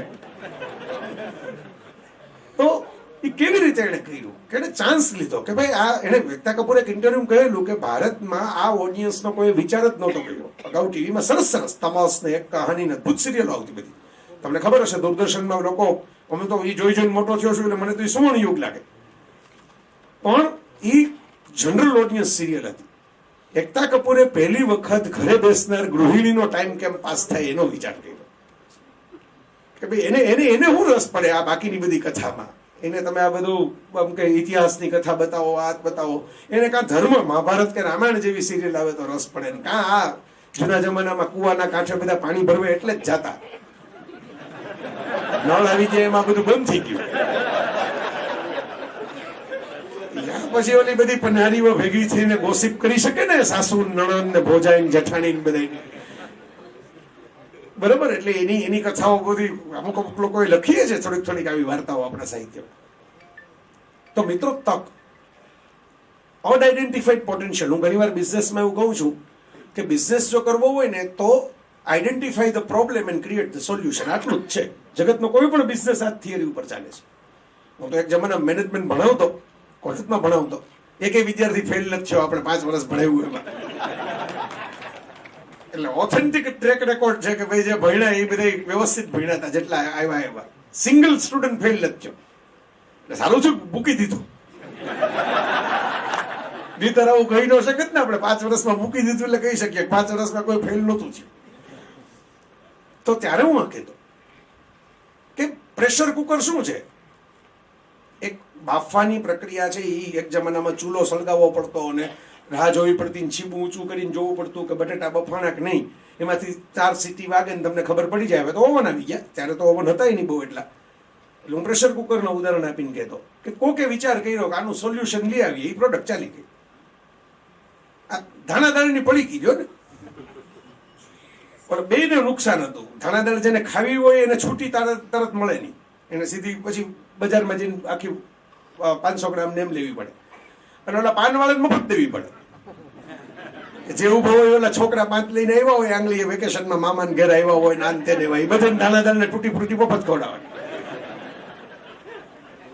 બરોબર, એનું સોલ્યુશન આવી ગયું. જો આવડી પડીકી 50 પૈસાની પડીકીથી શરૂ થયું હતું, એ સોલ્યુશન આવ્યું કે ભાઈ ઓલાને તમારે શરમાવાનું, એ પ્રેમથી તમને હાવડો કાઢીને આપી દે, તમે નોટમાં લખી રાખે 5 રૂપિયા ધાણાદાળ. સમજો આખી વાત. હું તમને થોડું આપણને, કારણ કે હવે સફાઈ એવડી મોટી થઈ ગઈ છે કે આમાં પીરસવામાં ધ્યાન રાખવું પડે. આ ખાલી ઉદ્યોગ વાળા મિત્રોની સભા હોત તો હું કદાચ આ બધા ઉદ્યોગપતિઓની જુદી વાત કરે. હવે આ સભા કુટુંબ સભા થઈ ગઈ છે, પરિવાર સભા થઈ ગઈ છે. એટલે હું એને જરા પરિવારને, હું ફંડામેન્ટલમાં કંઈ ભેગ નથી કરતો. આપણે જે રસોઈ બનાવવાની છે એ જ રાંધીએ છીએ, ખાલી એનો સ્વાદ અને પેકિંગ ફેરવીએ છીએ એમ. બરાબર, બાફેલા બટેટામાંથી તો ઘણું થઈ શકે ને, એટલી સૂકી ભાજી જ થાય એવું થોડું જરૂરી છે, બટેટા વડાઈ થાય. તો તક, ઓપોર્ચ્યુનિટી બિઝનેસમાં સફળ થવા માટેની એક મોટી ફોર્મ્યુલા છે. જે લોકો ઓપોર્ચ્યુનિટીને વહેલી આઈડેન્ટિફાઈ કરે છે એ વહેલા સફળ થાય છે. અને ત્રીજું, કંઈક અનોખું કરનાર બનનારો, something different, Hatke. Leonardo the વિન્ચીનું, મેં કીધું ત્રણેય માટે એક એક એનાલોજી આપું છું. પહેલામાં લિનેકરની આપી, એની પહેલા આપણે ઓલા મોબાઈલ ફોન વાળી આપી, આ ત્રીજી એનાલોજી. ઇટાલીમાં લિયોનાર્ડો દ વિન્ચીનું સરસ મજાનું એક મ્યુઝિયમ છે મિલાનમાં, અને ત્યાં વાક્ય મેં વાંચેલું, બહુ અદભુત વાક્ય છે. અને એમ કીધેલું કે અરે લિયોનાર્ડો દ વિન્ચી કે એટલે આમે આપણે જરાક ગંભીરતાથી લેવું પડે. 2900 કરોડમાં હમણાં સાઉદી અરેબિયાના પ્રિન્સે એનું ચિત્ર લીધું, એટલે આપણને રસ પડે એવી વાત છે. આ બેંકમાં બેઠા છીએ, જે ચિત્રકારના ચિત્ર 2900 કરોડમાં વેચાતા હોય, 3000 કરોડ જે ચિત્રનો ભાવ હોય, એક્સરેની સાઈઝનું ચિત્ર છે છાતીના. એવું હોય ને, ઘણા એવું હોય કે ભાઈ આટલું ચિત્ર હોય તો આવડું હોવું જોઈએ, બરોબર? તો સાઈઝ એવડી મોટી નથી. અને ઇન્વેન્ટર એક માણસ છે, હ્યુમન એનેટોમી, શરીરના અંગો માનવના કેવા છે એનું ચિત્ર દોરે, મોનાલિસા દોરે, લાસ્ટ સપર દોરે, પાછો હેલિકોપ્ટરની ડિઝાઇન બનાવતો હોય, વનસ્પતિના વર્ગીકરણ કરતો હોય. તો આવા ક્યારેક બ્લેસ્ડ સોલ હોય પૃથ્વી ઉપર આવેલા, એ હરફન મૌલા જેને કહેવાય એ પ્રકારના લોકો હોય. વિન્ચીએ, કારણ કે એ મેં કીધું ઓથોરિટી કહેવાય, દરેક જગ્યાએ ચાંચ ખાલી મારી એમ નહીં, સફળતા મેળવી હોય દરેક ક્ષેત્રમાં, સાયન્સમાં મેળવી હોય, આર્ટમાં મેળવી હોય, કોમર્શિયલી મેળવી હોય. લાસ્ટ સપર જેવું ચિત્ર દોરવાનું હતું એને, તો ત્યાં આવીને બેસતો. નગરપાલિકા, કોર્પોરેશન, એ કોર્પોરેશન વાળા મિત્રો બેઠા છે એટલે કહું છું, કોર્પોરેશને કમિશન કરી દીધું કે આ દિવાલ ઉપર તમારે ચિત્ર દોરવાનું. ત્યારે ભાઈ સેલિબ્રિટી થઈ ગયા હતા, પૈસા લઈ લીધા ને પછી આવીને બેસે, કઈ દોરે બોરે નહીં. પછી ધીરે ધીરે બધા અકળાણા, કારણ કે પછી ધીરે ધીરે પછી આવે ને કે ઓલા પતરા નાખ્યા છે, પુલ કીધી થવાનો છે એમ. એટલે બધા 2-4 કોર્પોરેટરો એ જમાનાના ગયા વિન્ચી પાસે, એમ કીધું કે તમે રોજ આવીને બેસો છો, પાછા આવીને કઈ દોરતા જ નથી પીછી લઈને, તો હવે અમારે જવાબ શું દેવો પબ્લિકને? એટલે વિન્ચીએ કીધું કે ભાઈ ચિત્ર તો દોરાય છે પણ મનમાં દોરાય છે, જેથી ફાઇનલ થશે ને પછી દિવાલ ઉપર દોરાશે. અને એવું કહેવાય છે કે પછી ધડાધડ જયારે શરૂ કર્યું ત્યારે સામાન્ય માણસ જોવે તેને એમ લાગે કે આ તો કોણ ચાલે 2-3 વર્ષ ચાલેલું કામ હશે, એને 1 મહિનામાં પૂરું કરી નાખ્યું ચિત્ર. આ કક્ષાનો જીનિયસ બ્રેઇન. પણ આ વાક્ય બહુ કામનું છે, મને બહુ ઉપયોગી થયું છે વાંચ્યા પછી. તમને ઉપયોગી થશે એવી શ્રદ્ધાથી હું તમારી સામે મૂકું છું. લિયોનાર્ડો દ વિન્ચી એવું કહ્યું કે તમારે હંમેશા સફળ થવું હોય તો પહેલા એક તાળું ગોતો. તાળું ગોતો, જ્યાં બંધ પડેલી તાળું હોય ને એવું તાળું ગોતો, પછી એની ચાવી ગોતો. તાળું ગોતવું બહુ જરૂરી છે. આ થાતું નથી, ત્યાંથી તમે જો એસ્ટાબ્લિશ કરીને શરૂઆત કરો. બધા કહેતા હતા કે ભાઈ ગુજરાતીઓ બધા બિઝનેસ વાળા અને આમ બધું સારું, પણ હવે કઈ પોલિટિક્સમાં થોડા ગુજરાતીઓ પહોંચી શકે. એમાં તો તમે યુપી બિહારની ટોટલ સીટ ગણો, આપણો વારો ન આવે. 26 સીટમાંથી કઈ વારો આવે? તાળું ગોતું નરેન્દ્રભાઈ નમિતભાઈ. તમે સમજાય એવી ભાષામાં મેં કીધું મારી જવાબદારી છે કે તમને એ ભાષામાં સમજાવું, બરોબર? એટલે પેલા તાળું આઈડેન્ટિફાઈ કર્યું કે આ તો લોક લાગે છે બધાને કે આ ગુજરાતમાંથી ન થાય, ગુજરાતમાંથી ન થાય, કંઈક બીજેથી થાય, પણ અહીંથી ન થાય, બરોબર? પછી ચાવી ગોઈતી, તમે જાણો જ છો, બરોબર? એટલે પહેલા તાળું આઈડેન્ટિફાઈ કરો, પછી ચાવી ગોતો, બરોબર? પછી હવે જો વિન્ચીનો સ્ટ્રોક અહીં આવે છે, આ તો તમે હું આપણું આટલું તો વિચારી શકીએ, પણ વિન્ચીનો માસ્ટર સ્ટ્રોક છે એ છે કે એને કીધું કે પછી એકવાર તમે તાળું ખોલી નાખશો પછી તો બીજા એન્ટર થશે. તમે એકવાર બતાવ્યું કે સંચાનો આઈસ્ક્રીમ રાજકોટમાં બને, પછી તો 1500 લોકો બનાવવા માંડશે સંચાનો આઈસ્ક્રીમ કરીને. તો ટ્રીક એ છે કે તમારે એક તબક્કા પછી તાળું ચાવી બદલાવી નાખવા. અનોખું કરનાર વિરલાઓ અહીંથી પેદા થાય, બરાબર? એ જોવે કે આ તો બધાને ફાવી ગયું છે, આ બધાને ખબર છે. દાખલા તરીકે હવે તમે મોબાઈલ ફોનનો એક નવો બન્યો કે કંપની બનાવો ને, હવે એટલી ભીડ થઈ ગઈ છે ને, ઓલા હોલ્ડિંગ હમાતા નથી. તમે જુઓ, બરાબર? મારા મતે હું તમને અત્યારે ટીપે આપી દઉં. આમાંથી કોઈ આની નવી સિરીઝમાં પોતાનું નામ નોંધાવવું હોય તો આપણે એક જાહેર ટીપ આપી દઈએ. બેટરીના પ્રયોગો કરો, મોબાઈલના નહીં. આ પ્રશ્ન બેટરીથી શરૂ થાય. બધા મોબાઈલ હારા બધાના ખિસ્સામાં પડ્યા છે, લેટેસ્ટમાં લેટેસ્ટ લઈ શકે એવી બધા પાસે ભગવાનની કૃપા છે, પણ બધાય બેટરી ઉતરી જાય છે બધાની. એ લાંબી ચાલતી નથી. જે લોકો બેટરી સારી શોધી શકશે ને એ આગળ વધી શકશે. આગામી અબજપતિ એ હશે. કારણ કે હવે તો પેલા બેસતા વર્ષે આપણે કોને આ સેવ હારી થાય ને કોને આ શરબત હારું હોય ને કોને આ ઘૂઘરા હારા હોય ને એવું બધું નક્કી કરીને જતા. ઘરે તો પછી રસોઈ બનાવવાનું ન હોય ને, જો સવારે એક ફેરો પૂરો કરી લીધો હોય.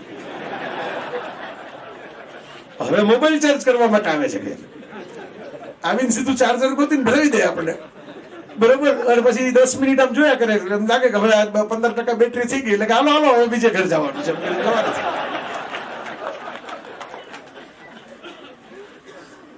તો મિત્રો આ પણ યાદ રાખવા જેવું છે કે તમે જ્યારે કંઈક નવું વિચારો, ચાલુ ચીલે મોબાઈલમાં હવે ભીડ ઘણી થઈ ગઈ છે. હંમેશા વિચાર કરજો, તળેટીમાં જ બધી ધક્કા મૂકી હોય છે. શિખર ઉપર તો ચટાઈ પાથરીને સૂઈ શકો એટલી જગ્યા હોય છે, પણ એ શિખર ઉપર જવા માટે કંઈક નવું કરવું પડે, કંઈક નોખું કરવું પડે. એના માટેનું આ પુસ્તકમાં પણ જેની વાતો કરી છે બધા ઉદ્યોગપતિ મિત્રોએ, એ વાતો તમને મૂકું. કમ્ફર્ટ ઝોન, કમ્ફર્ટ ઝોન છોડવા પડે. નવું કોણ કરી શકે? તમે ક્યારે વિચાર કર્યો? રઘુવંશ તમે વાંચ્યું હોય ને કાલિદાસનું, તો એમાં 100 રાજાઓના નામ છે. બધા તો આપણને યાદ નથી, મોરારી બાપુને આપણે પૂછવું પડે કે 100 ના નામ.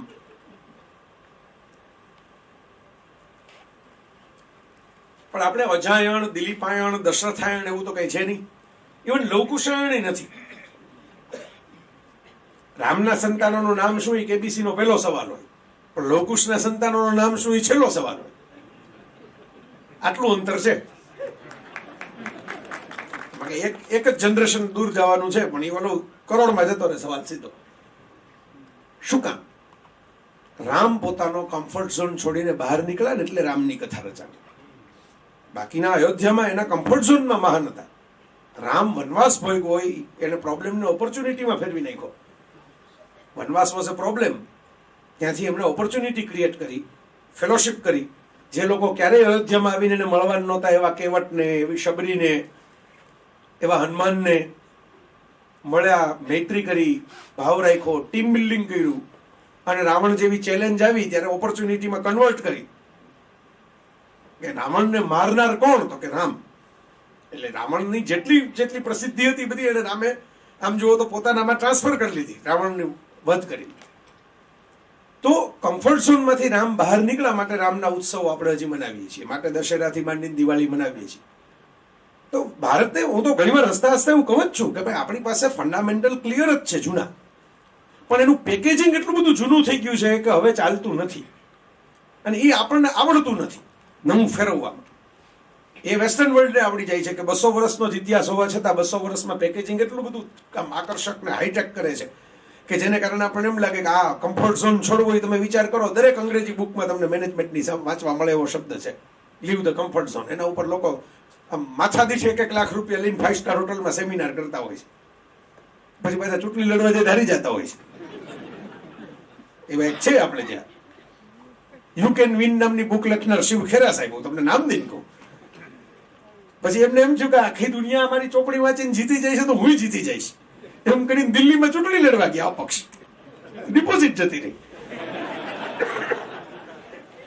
પછી બધો બહાર દેખાતા ઓછા થઈ ગયા છે, પેલા બહુ દેખાતા, બરોબર. એમને આઘાત લાગ્યો હશે કે આ મારી ચોપડી વાંચીને આટલા લોકો જીતી ગયા પણ હું હારી ગયો. શું કામ? તમે કમ્ફર્ટ ઝોન છોડવો કે આમ બોલવા જેટલું સહેલું કામ નથી મિત્રો. ખેરા સાહેબ એમનો કમ્ફર્ટ ઝોન હતો રાઇટિંગ અને સ્પીકિંગ. એ છોડીને સીધું ચૂંટણી લડવા માટે ગયા, એમ માનીને કે ભાઈ હું તો બધા આટલા સેમિનાર 5 સ્ટાર હોટલમાં કરું છું તો આમાંય ચાલી જાય છે. એમ ન ચાલે. તમને કોની યારે રાતના ભજીયા તળવાના હોય, કોને સવારે નમસ્કાર કરીને બાજુમાં બેસાડવાના હોય, કોને કોકો એક મને એવો આવે કે ભાઈ તમે જીતો ને તો મને રેલવેમાં ટિકિટ અપાવજો. એમ રેલવેની ટિકિટ જોતી હોય, બોલો. તમે ભલે સંસદની ટિકિટ લઈને બેઠો, બરોબર. આપણે રિઝર્વેશનનો કાગળ એક લખી દેજો જેથી જરૂર પડે તેથી. તો એને વીઆઈપી કોટાવાળા એને હાચવી લેવાના હોય સ્માઇલ કરીને, હા બાપા હા તમે આવજો તો ખરા, પેલા જીતાડો તો ખરા, પછી આપણે. અઘરું કામ છે. મેં એકવાર રાજકારણ ઉપર એક લેખ લખેલો, પછી એક એ જમાનાના એક દાદાનો મને પોસ્ટકાર્ડ આવ્યો કે ભાઈ તમે લખો છો સારું, હું રેગ્યુલર નિયમિત વાંચું છું, પણ તમે આ ક્ષેત્રના કઈ અનુભવી હોય એવું તમારા લેખ ઉપરથી લાગતું નથી. એટલે મેં તો એનો હામો જવાબ લખ્યો. ત્યારે પોસ્ટકાર્ડના જ જમાના હતા, આથી 10-12 વર્ષ પહેલાની વાત છે. પછી તો આપણે ઘણું સમજાય ખરા જીવનના સત્યો. તો એને એવું પોસ્ટકાર્ડ લખ્યો, મેં આમાં જવાબ લખ્યો કે વાત સાચી છે, મેં અભ્યાસ કર્યો છે આનો, પણ આનો કઈ અનુભવ નથી કર્યો. મને કે પંચાયતની ચૂંટણી લડ્યા છો એવું લખ્યું હતું પોસ્ટકાર્ડ. એટલે મેં કીધું ના, અનુભવ નથી કર્યો એવું કીધું. પછી એને સામો સરસ જવાબ, આપણે શીખાય એમાંથી. બરાબર. ક્રિટિક બે પ્રકારના હોય, એક જે ક્રિટિસિઝમ ખાતર ક્રિટિસિઝમ કરતા હોય, બીજા એવા હોય જે તમને ઘડી નાખે. જે કબીરજી વાત કરતા ને, નિંદક નિયરે રાખી આંગણ કુટી છવાય, એ આવા નિંદકની. બરાબર. એ ઓલા સીતા કેમ એમ કે રાવણ પાસે જઈને આવ્યા તેને બહાર કાઢી મૂકો, એવા નિંદકની નહીં. બરાબર. નિંદક એ ફેર હોય એની ક્વોલિટી. દાદાએ હમો જવાબ લખ્યો પાછો પોસ્ટકાર્ડમાં કે ભાઈ તમે વાત જે કરો છો ને એ બધી આમ પંખો ચાલુ હોય ને તમે લખતા હો એવી રીતે કરો છો. કોઈ દી કોઈને અહીંયા ગટર ઉભરાતી હોય અહીંયા બેહીને ખાવા ગયા તો ખબર પડે કે કેટલી વિશેષો થાય. અમે આ બધું કર્યું જ જીવનમાં, એટલે અમને ખબર છે કે તમે લખી નાખો નેતાઓ આમ છે, રાજકારણીઓ આમ છે, ફલાણું આમ છે, તેમ છે, એમ ન હોય. અમારા કનેક્શન કેક બન્યા હોય, અમે કોકની ભેગા ઉભા રહ્યા હોય પડખે, તેથી અમને લોકો ઓળખતા થયા હોય. તમે છાપામાં લખી નાખો એમ ન ઓળખાણ થાય. તો એની વાત સાચી હતી એવું અનુભવે આજે હું સ્વીકારું છું પબ્લિકલી. લ્યો તમારી સામે જાહેર ઓન કેમેરા. ત્યારે નહોતી જ સમજાણી મને. ત્યારે આપણે ઉત્સાહમાં આવીને દલીલો કરી હતી એમની સાથે, પણ ઘણું બધું જોયા, જાણ્યા, વિચાર્યા પછી આપણે કન્ટિન્યુ ગ્રોથ તો થવો જોઈએ ને. કઈ 10 વર્ષ પહેલા જ જે આપણે હોય તો ભગવાને નથી રહેવા દેતા આપણો ચહેરો 10 વર્ષ પહેલાનો, તો 10 વર્ષ પહેલાનું મગજ શું કામ રહેવા દેવું એવું ને એવું? એમાં અપડેટ તો કરવું જોઈએ ને. તો આ હું શીખ્યો કે એ દાદાની વાત સાચી હતી. ભારત જેવા દેશમાં કનેક્શન બનાવવા પડે, એ જ બિઝનેસમાં પણ લાગુ પડે. આ પુસ્તકમાં હું તો પહેલેથી વાંચેલું છે આ પુસ્તકમાં. ભરતભાઈને કીધું, મેં કીધું મેં તો વાંચેલું છે, પણ મેં કીધું એકવાર મને એટલે મોકલાવી દો કે મારા ઘરમાં ચોપડીઓ એટલી થઈ ગઈ છે કે મને મારા ઘરમાં મારી ચોપડીઓ મૂકી ક્યાં હોય હવે જડતી નથી. ગોલ્ડનમાં મળી જતી, કારણ કે હું મૂકતો. હવે તો ઘરમાં બધા મામા મામી બધા મેમ્બર વધી ગયા, એટલે બધા આમ તેમ મૂકી દે કે આ એ બધું નડતર છે ને. આ સવારના પોરમાં કોઈક સાફ કરવા માટે આવે એને એમ થાય કે આ 5 ચોપડી અહીં પડી છે ઉપાડો. એટલે મેં ભરતભાઈને કીધું ભાઈ તમને પાછી મળી જશે તમારી ચોપડી, પણ મને એટલે મોકલાવી જો કે હું એમને મારો સ્વભાવ છે. આ કે મારે વિદ્યાર્થીની પરીક્ષાની જેમ આખી વાંચવાની ન હોય, પણ હું ભલે 15 મિનિટ તો 15 મિનિટ પણ નજર નાખું. શું કામ? તમે બધા જે પ્રેમથી આવો છો ને, આ પગથિયા બેસી ગયા, પલાઠે મારીને બેસી ગયા, હજી મિત્રો કેટલા ઉભા છે એક ધારા. સાહેબ આ કઈ કોઈ આમ હું એવું નથી માનતો કે આ બધા નવરા લોકો છે ને કઈ બીજું જીવનમાં કરવાનું નથી એટલે હાલો ને કાંઈ ઉભા છીએ, કઈ પલાઠા મારીને બેઠા છીએ, આમે ક્યાં ઘરે કોઈ બોલાવે છે, એવા નથી. જબ તક બલ્લા ચલતા હૈ તબ તક ઠાઠ ચલેગા. હું જો આ બંધ કરી દઉં ને મારું હોમવર્ક, મને આમ ભલે મેં કીધું 15 મિનિટ મારે આમ પાના ફેરવવા હોય, 15 મિનિટ પાના ફેરવું પછી આ બધું કોળે અંદરથી. આમાં કઈ મેં કાગળ રાખ્યો નથી, કોઈ જાતનું કોઈ બીજું નથી. બરાબર. એ એકવાર બાપુને ત્યાં, પ્રિય મોરારી બાપુને ત્યાં મારે બોલવાનું હતું, એમાં સાહિત્ય વિશે મેં વાત કરેલી. મેં કીધું આમાં બીજું કાંઈ જ નથી, હું જેટલું અનુભવે સમજો છું એટલું જ સમજો છું. અને બાપુએ વાત કરી કે બાપુ તો એ નથી મારાથી મોટી, હું જો નાનકડી એક ઓલી પાઇપલાઇન હોઉં તો બાપુ તો આખી ગંગા છે. એટલે બાપુ કીધું આ અંદરથી બધું વહેતું જ હોય છે, આપણે ડેમ ઓછા બનાવવા. એટલે પ્રવાહ એમને જતો રહે, ડેમ બનાવો દચકી જશે. તો આ હોમવર્ક જે કર્યું કે એમાં બધામાં એક કોમન ફેક્ટર છે. બધા લોકોએ જ્યાં જ્યાં ચાન્સ મળ્યો ત્યારે કશુંક નવું કરવાની તૈયારી બતાવી.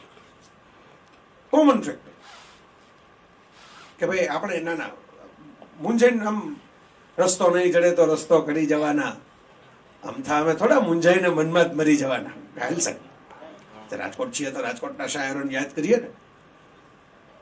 તો આ મૂંઝાઈને મરી જવાને બદલે મેં હમણાં એક પુસ્તક વાંચ્યું જેની ભલામણ મારા વેકેશન આર્ટિકલમાં યુવાન મિત્રોને કરેલી, ઓરિજિનલ્સ. એડમ ગ્રાન્ટ નામના લેખક છે.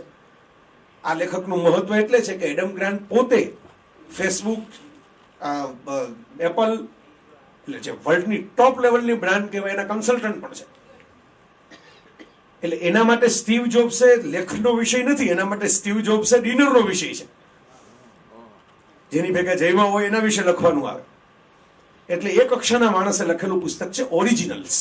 બહુ સરસ પુસ્તક છે. ક્યારેક જેને રસ હોય અને એનું કંઈ ગુજરાતી હજી થયું નથી, એક મિત્રને મેં જ સૂચન કર્યું છે કરવાનું, અને એ કરી રહ્યા છે અત્યારે. જો સરસ રીતે કરી નાખે તો બહુ સારું, આપણને મળી જશે ગુજરાતીમાં. તો એમાં એણે એવું લખ્યું છે કે આ બધા જે લોકો છે એ ઓરિજિનલ હતા, બીજું કંઈ હતા કે નહીં. કોક કરે એની કોપી કરવાને બદલે એ લોકોએ પોતાનો વિચાર કર્યો, હું કેવી રીતે કરું, હું નવું શું કરું, હું કેમ કંઈક અનોખું કરું.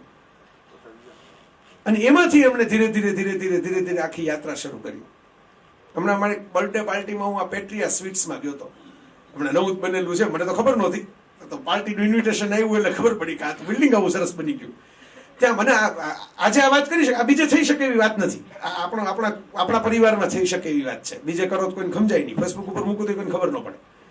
ત્યાં અરવિંદભાઈ મણિયારના જૂના ફોટાઓ મૂકેલા છે, બ્લેક એન્ડ વ્હાઇટ, એક ખૂણામાં. હું તો ચક્કર મારતો હતો મારા સ્વભાવ મુજબ કે ભાઈ જમવાનું બમવાનું તો સમજ્યા, પણ આપણે આ નિરીક્ષણ તો કરી જ લેવું પેલા. તો એમ એ બધા ફોટા બહુ નિરીક્ષીને જોયા.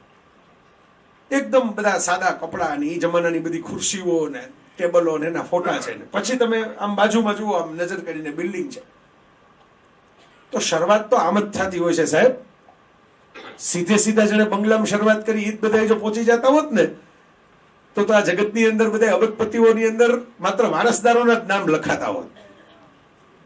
હંમેશા નિયમ તો સુનિલ ગાવસ્કરની જગ્યાએ રોહન ગાવસ્કરે લઈ લીધી હોત જો આમ થતું હતું. સચિન આવત જ નહીં, તો વિરાટ પણ આવત નહીં. સચિનની જગ્યાએ અર્જુન જ પહોંચી ગયો હોત પહેલા. સમજો, આમ જ થતું હોય છે. અમિતાભ 102 નોટ આઉટ પછી અત્યારે બદલાનું શૂટિંગ કરવા પહોંચી ગયો, એની પહેલા બ્રહ્માસ્ત્રનું શેડ્યુલ પૂરું કરી નાખ્યું. છેલ્લા 3 વર્ષથી હું મારા પ્રવચનમાં કહું છું કે અભિષેક ભાઈ ફિલ્મ નથી, હજી નથી. હવે તો હું થાકી ગયો કઈ મને બધું કાટલે તો હવે કઈક આને ફિલ્મ મળી જાય એટલે આપણે નવા ઉદાહરણ તરફ જવું પડશે, પણ હજી મને છોડતો નથી. તો આ વારસાઈ હક નથી. આ એટલા માટે હું તમને વાત કરું છું, આ તો કમાવવું પડે તમારી જાતે. એટલે વિદેશોમાં તો એ સિસ્ટમ પણ થઈ કે તમે એમ કે શેર આપી દેવાના. સ્ટીવ જોબ્સના છોકરાઓ પાસે એપલના શેર હોય, ડિઝનીની દીકરી પાસે ડિઝનીના શેર હોય, પણ મેનેજમેન્ટ પ્રોફેશનલ્સને આપવાનું. આમાં 2-4 તમે પસાર થાવ ને આ પુસ્તકમાંથી તો એ તમને કહું કે 2-4 એવી કંપનીઓ પણ છે કે જે કાં વેચાઈ ગઈ કાં પડી ગઈ. આ પુસ્તક લખાણું ત્યારે નહોતી પડી ગઈ. ઇન્ટરનેટની દુનિયા તો એવી છે કે આજે તમે ચલો હોય ને વાવા હોય ને બધું ઓનલાઈન હોય, જેટલું હોય એટલું. આમાં નક્કર તો કઈ હોય નહીં. ઓલા ખેડૂત તો એમ કહીએ કે ભાઈ ધરતીકંપમાં મકાન તૂટી જાય ખેતરમાં ખાટલા નાખશું.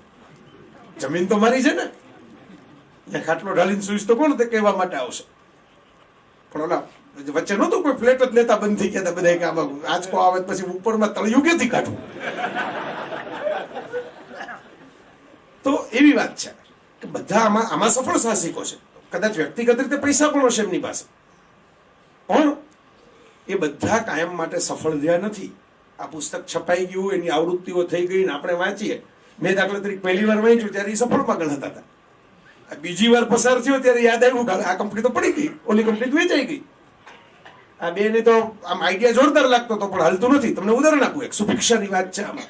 સુભિક્ષા પેલી ચેઇન હતી રિટેલની, બરાબર, તેનો જમાનો હતો. આજે સુભિક્ષાનો જમાનો નથી રહ્યો, તમે જાણો જ છો. આમાં છે સુભિક્ષાની વાત ને બધી ઇન્ટરવ્યુ ને બધું જ છે.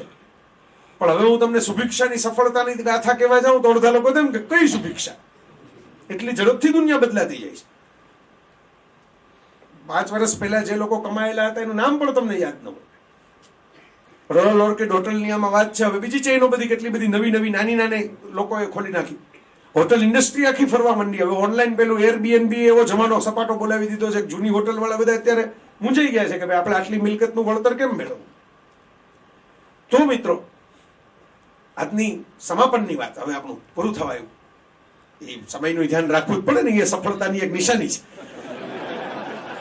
એટલે ગુરુ પિક્ચરમાં ખબર છે ને ધીરુભાઈ કરવું છે તો કદી મને તો વાંધો નથી, પ્રશ્નોત્તરી નથી કરવી. ઓકે, કારણ કે મેં ઘડિયાળમાં જોયું કે અડધી કલાકની આપણે જો ક્વેશ્ચન આન્સર કરવો હોય તો આપણે અડધી કલાક તો આપવી પડે ને. મેં કમિટમેન્ટ કરેલું છે. આ તો આ મારા માટે ઘરનું છે, તમારા માટે ઘરનું છે. એટલે પણ હું જો મને તો વાંધો નહીં, મારે પાસે તો વાતો જાજી છે એકચ્યુઅલી કરવા માટે આ પુસ્તક વિશે. હું ઓરિજિનલ્સની વાત તમને કરતો હતો, ત્યાં આપણે કનેક્શન પાછું જોડીએ. એડમ ગ્રાન્ટે એમાં એક સરસ મજાનું વાક્ય લખ્યું છે કે જે લોકોને તમે આઇકોન માનો ને કે ઓહો સુપરસ્ટાર, આહા આને તો કેટલા પૈસા બનાવ્યા, આ તો કેવા સફળ થયા, કેવા જીતા. આ લોકોએ આપણા જેવા જ હોય છે. અને આ એડમ ગ્રાન્ટ લખી શકે, જય વસાવડા ન લખી શકે.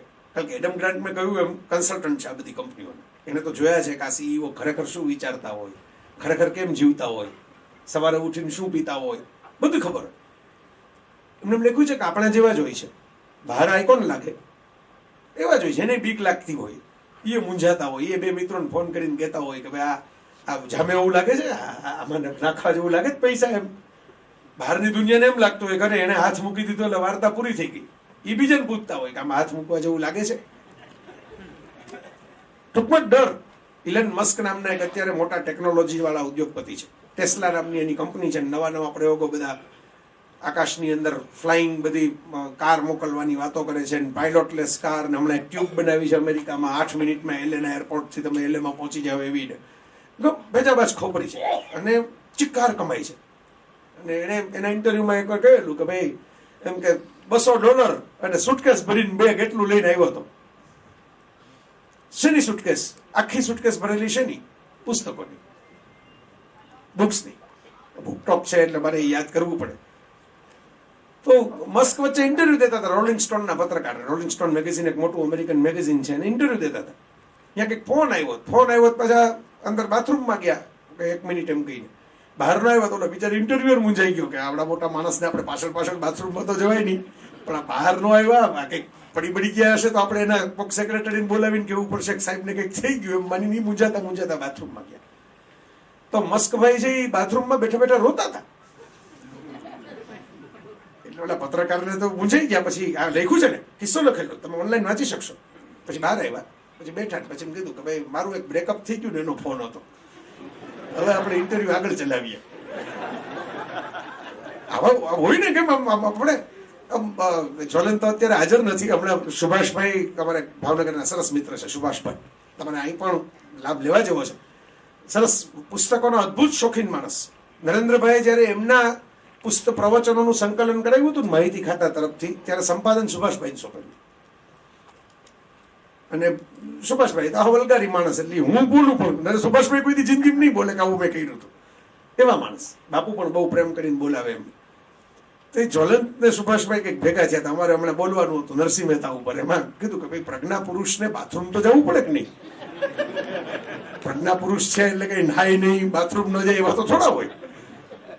જીવન સંસાર તો બધાનો સરખો જ છે ને, જીવનના પ્રશ્નો તો સરખા હોય ને. હા, તમે માનસિક રીતે બહુ મજબૂત હો એ સ્વીકાર્ય, પણ તમને તરસ ન લાગે? તમે મહાપુરુષ થાવ એટલે હું મહાપુરુષ પાણી ન પીવે?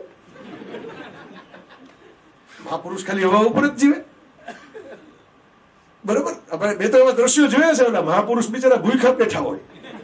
કારણ કે મહાપુરુષને તો એવું કહેવાય નહીં કે ખાવું જ બિસ્કિટ. એટલે કાર્યક્રમોમાં મહાપુરુષ ભૂખ્યા રહી જાય, બાકીના બધા બિસ્કિટ દાબીને ઘર ભેગા થઈ જાય.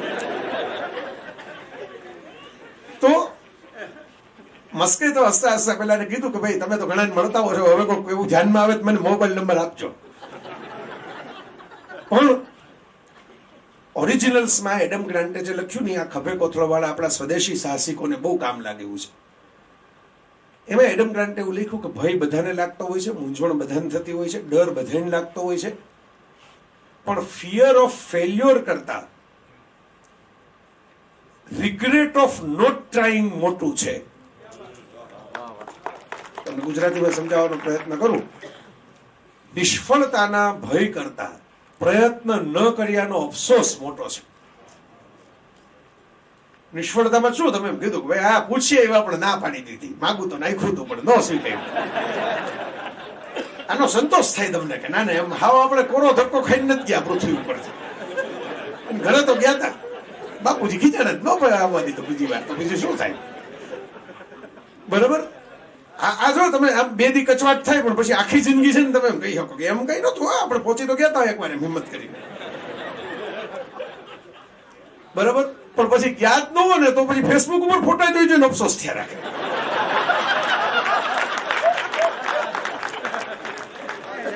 કે આ એમ કે તેની પૂછી લીધું તો કદાચ આ ફોટો બાજુમાં ફોટો હોય ને ફેસબુકમાં, મને કમ્પેર કરે 20 વર્ષે પછી. આ 20 વર્ષ પહેલા આપણે તો સારા લાગતા હતા આનાથી. આ કહેવાનો મતલબ આ છે કે આ બહુ મહત્વની વાત છે કોઈ પણ બિઝનેસમાં. આ 25 સાહસિકોએ જીવનની અંદર પેલા નિષ્ફળતાના ભય કરતા પ્રયત્ન જ ન કરવાના અફસોસને મોટો ગણીને એમ વિચાર્યું કે હાલો ટ્રાય તો કરીએ, જોઈએ તો ખરા શું થાય છે, કંઈક કંઈક નીકળે, પોઝિટિવ નીકળે. અને નીકળ્યા છે. મોટા ભાગના લોકોને એવું નવનીત મળ્યું છે. આમાં ફાર્માસ્યુટિકલ ઇન્ડસ્ટ્રીની વાત છે, આમાં બેન્કિંગ ઇન્ડસ્ટ્રીની વાત છે, આમાં બહુ મને વ્યક્તિગત તમે મને પૂછો 25 માંથી તમને કઈ વાત ગમી છે તો ગીવ ઇન્ડિયા વાળી મને ગમી છે. કારણ કે એ એવી વાત છે કે જેમાં મારે કશું મેળવવાનું નથી, પણ મારે માધ્યમ બનીને બીજાને કશું કપાવવાનું છે, મારે ચેન બનાવવાની છે. કિસી કી મુસ્કુરાહટો પે હો નિસાર એ બનાવવાનું છે. जग में रह जाएंगे प्यारे तेरे बोल दूजे के होठों को देकर अपने गीत. એ વાત છે ગીવ ઇન્ડિયા વાળી વાત. ભલે એટલી બધી જેટલી એમણે સપનું જોયું હતું એટલી સફળ નથી થઈ, પણ નિષ્ફળ ગઈ એવું નહીં કહું. આપણે ત્યાં મુશ્કેલી શું છે કે આપણો એવડો મોટો દેશ છે કે જેમાં બધી વસ્તુઓ એક સાથે સફળ નથી થતી. એટલે આપણને એમ લાગે છે કે ફેલ થઈ ગયું પણ એને કેટલા ઘરમાં અજવાળું કર્યું તમે ગણવા જાવ તમને ખબર પડે. તમને એમ લાગે કે ભાઈ આ તો આખા ભારતમાં ફેલાવવું જોઈએ, નથી ફેલાણું, પણ આખા ભારતમાં નથી ફેલાણું, એક શહેરમાં તો ફેલાણું હોય ને.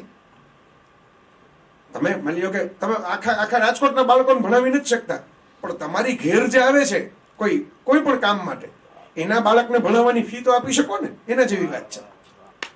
એ કદાચ છાપામાં આવે એવી ઘટના નથી, પણ એટલું તમે કરશો તો એ મોટી વાત છે. એ છાપામાં નહીં આવે. તમે એકારે માની લો કે 5000 બાળકોની ફી ભરશો તો કદાચ તમારા સન્માન થશે, તમને એવોર્ડ મળશે, તમને મોટા મોટા ઇન્ટરનેશનલ પ્રાઇઝ મળશે. એનાથી તમે વંચિત રહેશો, એગ્રી. પણ ઓલું એક બાળક તો મોટું થશે ત્યારે તમને યાદ કરશે ને કે ભાઈ આ મને ભણવાની આને સગવડતા કરી દીધી. તો મિત્રો જે વાત છે આજ સૌથી મહત્વની વાત જે મેં ઓલરેડી અમે છેલ્લે રાખી હતી, મને બધું પ્રશ્નોત્તરી પછી કહીશ, પણ હવે તો મને મોકો મળ્યો એટલે પાવર પ્લે. ફિલ્ડર કોઈ છે નહીં એટલે હવે તમે તારે વધી 20 મિનિટ હલાવો. 20 મિનિટ કહું છું, 10 મિનિટ મેં વાત કરી, કારણ કે ગીતા પછી 10 મિનિટ મેં લીધી. એટલે આમાં જે બિચારા ઉભા છે ને એ મિત્રોનું મારે ધ્યાન તો રાખવું પડે ને. એને એમ થાય કે આ તો આ હાલશે, હજી આપણો પ્રેમ આપણે આ કસોટી કરી લેશે. તો સૌથી વધારે મહત્વની વાત આ પુસ્તક મને જે ગમે છે એનું મુખ્ય કારણ આમાં આપણી સફળતાની વાત છે. આપણી સફળતાને છે ને આપણે બહુ નિગ્લેક્ટ કરીએ છીએ. અમારું નિરીક્ષણ છે વિવેકાનંદ જો શિકાગોમાં બોલીને ન આવ્યો હોત ને તો કદાચ આપણે આટલા ગંભીરતાથી લીધા ન હોત. આ મારું પર્સનલ ઓપિનિયન છે, તમારો કદાચ જુદો હોઈ શકે, પણ મારો ઓપિનિયન તો આ છે. કારણ કે મણિલાલ ડભુભાઈ દ્વિવેદી ધર્મ સંસદમાં પસંદ થયા હતા. આપણે ગુજરાતી હતા, નડિયાદ રહેતા હતા, વિવેકાનંદ એમને મળવા આવ્યા હતા, મોટા વિદ્વાન ગણાતા હતા, પણ મણિલાલ ગયા નહીં ફોરેનમાં, એટલે આપણે ભૂલી ગયા. આપણા મણિલાલ ભૂલી ગયા. વિવેકાનંદ તો બંગાળથી આપણે ગુજરાતીમાં યાદ રાખ્યા. મણિલાલ તો આપણા જ છે, ગુજરાતીમાં જ લખીને ગયા છે બધા ગ્રંથો, આપણે ભૂલી ગયા. કારણ કે ફોરેન રિટર્નનો સ્ટેમ્પ નો આવ્યો માથે. આ તો બધા જેટલા આપણા તમે જોજો આઝાદીની લડતમાં જેટલા બધા સેલિબ્રિટી ક્રાંતિકારીઓ છે ને એ બધા ફોરેન રિટર્ન છે. તમે ઓબ્ઝર્વ કરજો, ક્યારેક નિરીક્ષણ કરવા. બધા એવા બધા આઝાદીની લડતના ઇતિહાસ મોઢે હોય કંઠસ્થ એવા મિત્રો બેઠા છે એટલે આ વાત છેડું છું. બરોબર. એટલે વિલાયતનો સિક્કો લાગે પછી એપ્રુવ થયા બધા જેટલા થયા એટલા. પેલા તો અહીંયાથી સિક્કો ભરાઈ આવવો પડે તમારે. લંડનમાં પણ બેરિસ્ટર થયા છે, લંડનમાં પણ ભણ્યા છે. તો મને જે ગમતી વાત છે આ છે, જો હું પોતે ગ્લોબલાઇઝેશનનો માણસ છું. આપણે તો પીઝા અને છાશ પીવા વાળા, બરાબર. આપણે ઇટાલીનો પીઝા અપનાવી લેવાનો, ભેગી આપણી છાશ છોડવાની નહીં, બરાબર. પણ ગ્લોબલાઇઝેશનનો અર્થ હું એવો પ્રયત્ન કરું કે દુનિયામાં જ્યાં કંઈક નવું થાય, સારું થાય, ક્યારેક ટકોર કરું. કંઈક શિસ્તની વાત હોય, સ્વચ્છતાની વાત હોય ત્યારે તો જરાક વધારે કડક ટકોર કરું. આ બધા આપણા પૂર્વસૂરીઓ સ્વામી સચ્ચિદાનંદ જેવાને વાંચીને શીખા કે ભાઈ એમાં તો ખુલીને કહેવાનું તો જ કંઈક ઘડતર થાય. અને આપણે એ તો ખરેખર એ બાબતમાં તો હું અંગત રીતે માનું જ છું, ઘણું શીખવાનું છે. ભલે ઘણા લોકો પ્રતિકાર કરે છે, પણ હું માનું જ છું કે શિસ્ત અને સ્વચ્છતા અને એ બધી બાબતોમાં, શિક્ષણ, આ બાબતોમાં આપણે એક જમાનામાં હશે આપણું સુવર્ણ યુગ, પણ આપણે અત્યારે તો શીખવાનું જ છે વિદ્યાર્થીની જેમ. પણ તો હું કહું છું, જો આવો માણસ હોવા છતાં, મારી આ પ્રકૃતિથી અહીં મોટાભાગના લોકો વાકેફ હોવા છતાં, મારા વાંચકો એને ખબર જ હોય છતાં હું કહું છું કે હું એવો માણસ નથી કે આમ ચોકલેટ જોઈને સુખડી ફેંકી દે.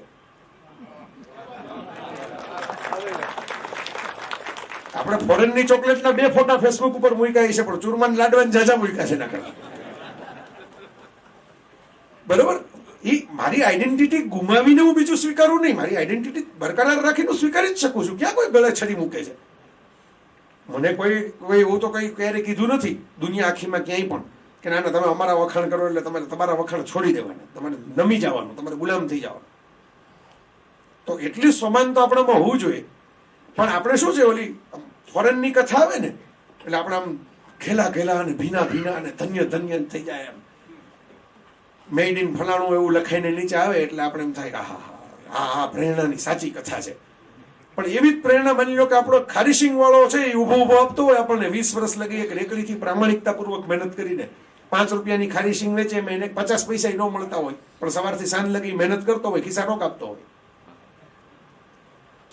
મહેનતની કમાણી ખાઈ છે ને આપણે. રાજકોટમાં એવા ખારીશિંગ વાળા નથી, બરાબર. તો આપણે એને કન્સિડર જ ન કરીએ કે એ થોડું પ્રેરણાનું ઉદાહરણ છે, બરાબર. પણ તમે ટાઈમ સ્ક્વેરમાં કોઈ ફૂગો લઈને ઉભો હોય એનો ફોટો જોઈને બધા શેર કરવા માંડે કે મહેનત કરનારો ઇન્સાન એમ કરીને. બસ આટલો જ વાંધો છે મને. હું એમ કહું છું કે ભાઈ આપણે ઓલું એના વખાણ કરીએ, કરું જ છું, હું ખુદ કરું છું, તમને શું ના પાડું, કરો જ. સારી વસ્તુના વખાણ આપણા ઋષિઓ આપણને વારસો આપી ગયા છે, જે જગતમાં બીજા કોઈ એના વારસદારો નથી કીધું, એ આપણા વારસ ઋષિઓએ આપણને કીધું કે બધી દિશાઓથી અમને સારા વિચારો પ્રાપ્ત થાવ. અને એ યાત્રા કરી તો જ આપણે અહીં બેઠા છીએ ને. આ નાગરિક બેંકની વિકાસ થયો, એનું બિલ્ડિંગ નવું બન્યું, એનો આવો હોલ બન્યો સરસ એસી. તો આપણે બધી દિશાઓમાંથી સારા વિચારો વાળી ફ્લેક્સિબિલિટી ન રાખી હોત તો હજી ત્યાં તો આપણે તો બધા એમ કીધી પૈસો હાથનો મેલ છે તો આ ડિરેક્ટરે રાજીનામું આપી દેવા પડે કાલે કે આપણે આમાં પાપ કરાય નહીં. પણ આપણે એટલે જ ઋષિઓ ધ્યાન રાખીને લક્ષ્મી પૂજનની દિવાળી બનાવતા ગયા. એટલે કોક મારા જેવા કોક આવીને અળવિતરા ફરિયાદ કરે તેમ કેવા થાય કે ભાઈ આ દિવાળીમાં લક્ષ્મીની પૂજા થાય છે, એટલે બહુ વાંધા માથાકૂટ કરવી નહીં. પણ જે છેલ્લી વાત જે મેં કીધું એમ તમને કહેવા રાખેલી આ છે, આપણી પાસે કેવી સરસ દાસ્તાનો છે. હું ઇટાલીના વખાણ કરું, હું ફ્રાન્સના વખાણ કરું, હું ઇંગ્લેન્ડના વખાણ કરું, ખાલી યુરોપના અને અમેરિકાના શું કામ? આપણી બાજુમાં છે. જાપાનના વખાણ કરીએ, ઇઝરાયલના વખાણ કરીએ, દુબઈ ને સિંગાપોરના વખાણ કરીએ. પણ એ બધાના વખાણ કરતા કરતા હું મારા સુરતના, મારા રાજકોટના, મારા અમદાવાદના, મારા મુંબઈના, મારા દિલ્હીના, મારા ચેન્નાઈના ઉદ્યોગપતિઓનું કેમ ભૂલી જાઉં? એવું કોને કીધું? મેં કીધું આધુનિક દેખાવા માટે તમને ભાવે તો તમે, મેં કીધું તમે જે ખાવું હોય એ ખાઓ, તમે સેન્ડવિચ ખાઓ, તમે પાસ્તા ખાઓ, પણ એના માટે તમારે ખીચડીને સુખડી કોઈ દી અડવી જ નહીં એવું કોણ લખી ગયું છે ક્યાંય?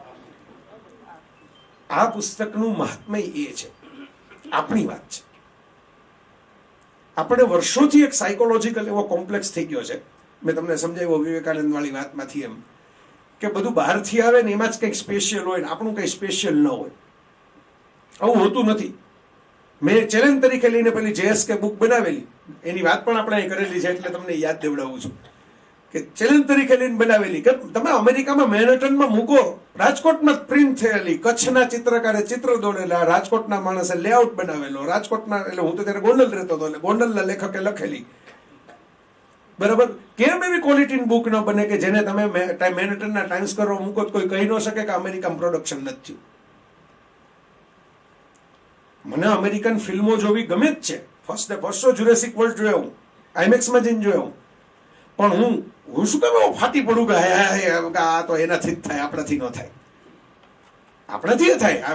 ઓલા બાહુબલી બનાવીને બતાવ્યું જ ને રાજા મૌલીએ 2 ભાગમાં કે એ તો મારી પાસે વિઝન હોય ને મારી પાસે બજેટ હોય તો હું તમને બતાવી દઉં એ ક્વોલિટીની સ્પેશિયલ ઇફેક્ટ. તો મારો કહેવાનો મતલબ આ છે કે આમાં આ બાહુબલી સિન્ડ્રોમ છે આ પુસ્તકમાં. આ આપણી કથા છે, આપણા વાળાની કથા છે. હું ગઈકાલે જ સુરત હતો. ગોવિંદ કાકા છે, ગોવિંદભાઈ ધોળકિયા, બહુ મોટું માથું સુરતના ઉદ્યોગપતિઓમાં અને બહુ સાત્વિક માણસ. આપણા દેશમાં નીરવ મોદી કેટલા છે એની બધાને બહુ ખબર છે. એમાં બિચારા ગોવિંદ કાકા જેવા તપસ્વીઓ ભૂલાઈ જાય. જો એના ઉદાહરણો છે બધા એમ કે માલ્યાન મોદી જેવું થવું છે, નીરવ મોદી જેવું, મોદી જેવું થવું છે. એમાં બધાને પાછા કોલેજનો હોય ને તો એમ કે મેં હમણાં એક જગ્યાએ ફેસબુક પર કાર્ડ મૂક્યું, કોલેજના વિદ્યાર્થીઓને બોલવાનું હતું. ઓપન ફોર ઓલ પ્રોગ્રામના કાર્ડ મૂકું. માની લો કાલે મારો SR કેમ્પ પ્રોગ્રામ હતો તો એ ઇન હાઉસ પ્રોગ્રામ હતો, તો એનો કાર્ડ મૂકું તો વાં મૂંઝાઈ જાય. એટલે દરવાજે 15 જણા આવે તેને જવાબ દેવા પડે કાંઈ તમારામાં જગ્યા નથી. એટલે ઇનહાઉસ પ્રોગ્રામને ન મૂકું. તમે કાર્ડ મૂક્યું સફળતા ઉપરનું બોલવાનું હતું મારે. નીચે કોઈક વાંચક આવીને કોમેન્ટ કરી ગયું કે લોન લેવાની કળા એ જ જગતમાં સૌથી મોટી સફળતા છે. આ વિદ્યાર્થીઓને ખાસ કહેજો. એટલે બેંકમાં આવ્યો એટલે મને કોમેન્ટ યાદ આવી. કોદડિયા સાહેબ ને બધાને અનુભવ હશે કે હળવિતરા તો હોય ને દરેક જગ્યાએ, ક્લાસરૂમમાં હોય. હવે ક્લાસરૂમ મોટો થઈ ગયો છે, એવું છે, ડિજિટલ થઈ ગયો. તો આ લોન લોકોને એવી છાપ પડી ગઈ છે કે બધા આવા જ હોય, બધા આમ માલિયા જેવા જ હોય. ગામના પૈસા જલસા કરીને ભાગી જાય, પછી પાછા જલસા કરે. એવું નથી હોતું મિત્રો. હું આવા લોકોને ઓળખું છું જે આપણી વચ્ચે રહ્યા છે. ધારક તો એ જઈ શકે, એને કોઈ રોકવા વાળું નથી, કોઈ ટોકવા વાળું નથી, પણ એ પોતાની રીતે મહેનત કરે છે. સુરતમાં તો બહુ મિત્રો છે. લવજીભાઈ બાદશાહ છે દાખલા તરીકે, તો એકલે હાથે ટ્રક ભરી ભરીને લાખો પુસ્તકો એમને મફત આપી દે સમાજને, કન્યાઓને ભણાવવા માટે. આવા ઢગલો ઉદાહરણ છે. હું તમને બધાને કહેવા જઈશ તો આવું પુસ્તક મારે લખી નાખવું પડશે આ બધા ઉપર. પણ ગોવિંદ કાકાની ઓફિસમાં કાલે બેઠો તો સાવ તાજું, ઇન્સ્ટન્ટ. અને આ અગેન બોલું ડિવાઇન ડિઝાઇન. કાકાએ તારીખ નક્કી કરી હોય ને આ તારીખ નક્કી થઈ હોય એનું બીજું કનેક્શન તો હોય નહીં. તો કાકાએ એના ટેબલ ઉપર એક સૂત્ર પોતાનું રાખ્યું છે કે I am nothing but I can do something. એ માણસ કે જે પોતે મને એને ખુદ કરેલી વાત 2006માં ઈટીવીના સંવાદના ઇન્ટરવ્યુમાં કે હું તાજ હોટલની અંદર હીરા ઘસતો હતો, રત્ન કલાકાર તરીકે ગયો હતો ત્યારે એમ કે તાજ હોટલ મુંબઈ ફરવા જાય તો જોવા જતા લોકો તાજ હોટલ એ જમાનામાં બહારથી જોઈને ફોટા પડાવતા, તાજ પાસે ફોટો પડાવ્યો. અને એ ખરેખર તાજ પણ એક સરસ ઉદાહરણ છે. એ જમાનામાં તાતાએ અંગ્રેજોને બતાવી દેવા માટે કે તમારી કક્ષાની હોટલ હું બનાવીને મેનેજ કરી દઉં એવી તાજ ત્યારે બનાવી હતી કે ભાઈ જો આ મારું તાતા, મારી ઇન્ડિયન હોટલ પણ એ જ કક્ષાની હોય જેને તમે લંડનની હોટલ કહો. કાકાએ આટો મારવા ગયા ને પછી જોયું કે આમાં પહેલા તો બહુ હળક થઈ ગયા, પછી જોયું કે આમાં તો આ ચાય પોસાય એમ નથી. એ બધું ચા પીને આવતા રહેશું, એમ જમશું નહીં, હવે મોંઘી હોટલમાં જમાય નહીં. પણ ચાનો ભાવ વાંચીને પછી એમ થયું કે અહીં તો ચાય પીવા ઉભા ન રહેવાય. એટલે જાતા જાતા એણે એક નેપકિન ઉપાડી લીધો, પેપર નેપકિન, જેમાં તાજનો ફોટો હોય, સિમ્બોલ મારેલો હોય ને, તાજ લખેલું હોય ને, એનો લોગો મૂકેલો હોય ને. પેપર નેપકિન બધી હોટલોમાં પોતાના સિમ્બોલ વાળા રાખે પ્રમોશન માટે. એટલે શું તો કે ગામડે જાય જેથી અમરેલી પાસે, તેથી ગામમાં કેવા તો થાય કે ત્યારે તો કઈ સેલ્ફી તો હતા નહીં કે તાજમાં આટો મારી એવો જો આમ કે, કારણ કે એટલું જ મફતમાં મળે એમ હતું, બિલ તો આવે એમ નહોતું હાથમાં. આ વાત એમણે મને કહેલી 2006માં, રેકોર્ડેડ છે ઈટીવી. હવે વિચાર કરો, એ જ ગોવિંદ કાકા આ વાત કહી ત્યારે મોટા જ હતા, ત્યારે SRK નું એક્સપોર્ટ મોટું જ હતું, શ્રી રામકૃષ્ણ એક્સપોર્ટ. હમણાં રતન ટાટાને પોતાના બાના નામનો એવોર્ડ આપી આવ્યા. જો લેવા ગયા એમ એવું નથી કેતો, ટાટાનો એવોર્ડ લઈ આવ્યા. રતન ટાટા જેની હોટલમાં ચા પીવાના પૈસા નહોતા જે માણસ પાસે, એ જાહેરમાં એમ કહે છે કે ભાઈ કોઈ અણકનો પૈસો લીધો નથી, કોઈનું ખરાબ કર્યું નથી, મારા ભાગીદારોમાં જે ગુજરી ગયા હોય એનાય સંતાનોને સેટ કર્યા છે, એનોય ભાગ ખાઈ નથી ગયા અમે. આવું પબ્લિકલી બોલે છે, કારણ કે કોઈ ચેલેન્જ કરી શકે એમ નથી, સાચું બોલે છે.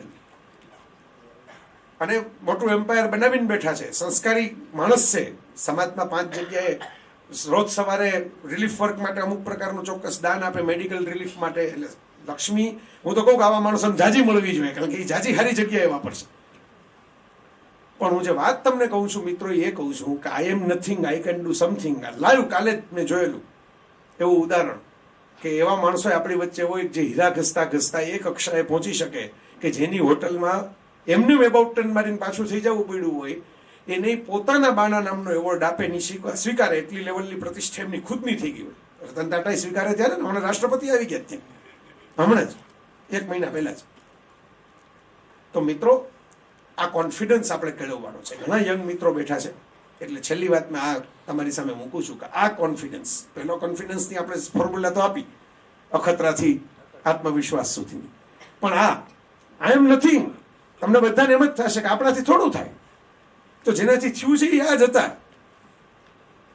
એ જ હતા ને, એને એને નસકોરામાંથી 2 વાળ બહાર નીકળતા હતા, તો એ જરા ટ્રીમ કરીને બહાર નીકળતા હોય એટલે આપણને દેખાય નહીં. કેમ જે માણસો એ દરેક સરખા જ હોય ને, એને સંધિવામાં સાંધા દુખતા જ હોય ને, એને એટેક આવે તો હોસ્પિટલમાં જ દાખલ થવું પડે. કઈ એમ એની કઈ આમ જુદી પાંખો ફૂટી નીકળે એવું તો હોતું નથી. પણ આ સૂત્ર યાદ રાખજો મિત્રો, આ બધી 25-25 કથાઓ આપણને એ શીખવાડે છે કે સાચા રસ્તે યોગ્ય જ્ઞાન લઈને આ બધા IIM ના વિદ્યાર્થીઓ હતા, મેનેજમેન્ટ શીખ્યા, બિઝનેસ નજીકથી ક્લોઝઅપમાં જોયો, સાહસ કર્યું, હિંમત રાખી, પેશન રાખ્યું. હું જે કામ કરું એ પરાણે નહીં, મને અંદરથી મોજ આવવી જોઈએ. એ તો મેં જયારે નોકરી છોડી ત્યારે કનુભાઈ માવાણી જયારે VC હતા, હું કોલેજની પ્રિન્સિપાલની નોકરીમાં રાજીનામું આપ્યું, માવાણી સાહેબ મને બોલાવ્યો હતો પર્સનલી મળવા, અને એમની જુદી સ્ટાઇલ હતી, તમને ખબર છે બોલવાની. ભાઈ વસાવડા, તમે આ શું કરો છો? મેં કીધું સાહેબ હવે બસ મારા મમ્મી ગુજરી ગયા, મારે તો કે દીદી ઈચ્છા હતી, પણ મોકો મળી ગયો મને આ નિમિત્તે, બરાબર. અને મેં કીધું હવે આ જેમાં લાઇબ્રેરીને બદલે ક્લાસરૂમ વધારે ખુલતા હોય એવી શિક્ષણ સંસ્થાઓ વચ્ચે આપણે નથી રહેવું, એવો મેં જવાબ આપ્યો. માવાની સાહેબ તો આયુર્વેદિક ડોક્ટર, પાછા એક લાયસન્સ વાળી રિવોલ્વર રાખે, બરાબર. મને કે પણ તમને ખબર છે કેટલા પગાર પંચ હજી બાકી છે? હજી તો ઉગીને ઉભા થાવ છો. પગાર પંચ કેટલા બાકી છે એ તમને સમજાય છે? પગાર કેવડો થઈ જશે એક જમાનામાં તમારો, રિટાયર થશો ત્યાં સુધીમાં. એટલે મેં કીધું સાહેબ તમારી પાસે એ ગેરંટી છે કે હું જીવતો રહીશ, બધા પગાર ભોગવવો એમ તમારી માને એમ હતું કે આ જોવું છે, ના જોવું છે, ના જોવું છે, તો હમણાં જતા રહ્યા. આવી કોઈ લખીને લલાટે આપે છે કે ના ગેરંટી એમ કે આ 62 વર્ષ લગી આ ભાઈ બધા પગાર પંચ ભોગવવા જીવતા રહેશે? એટલે સાહેબ કે ના આ સ્પિરિટ ગમ્યું આપણને. એમ તો હું ડોક્ટરી મૂકીને જ આવ્યો છું.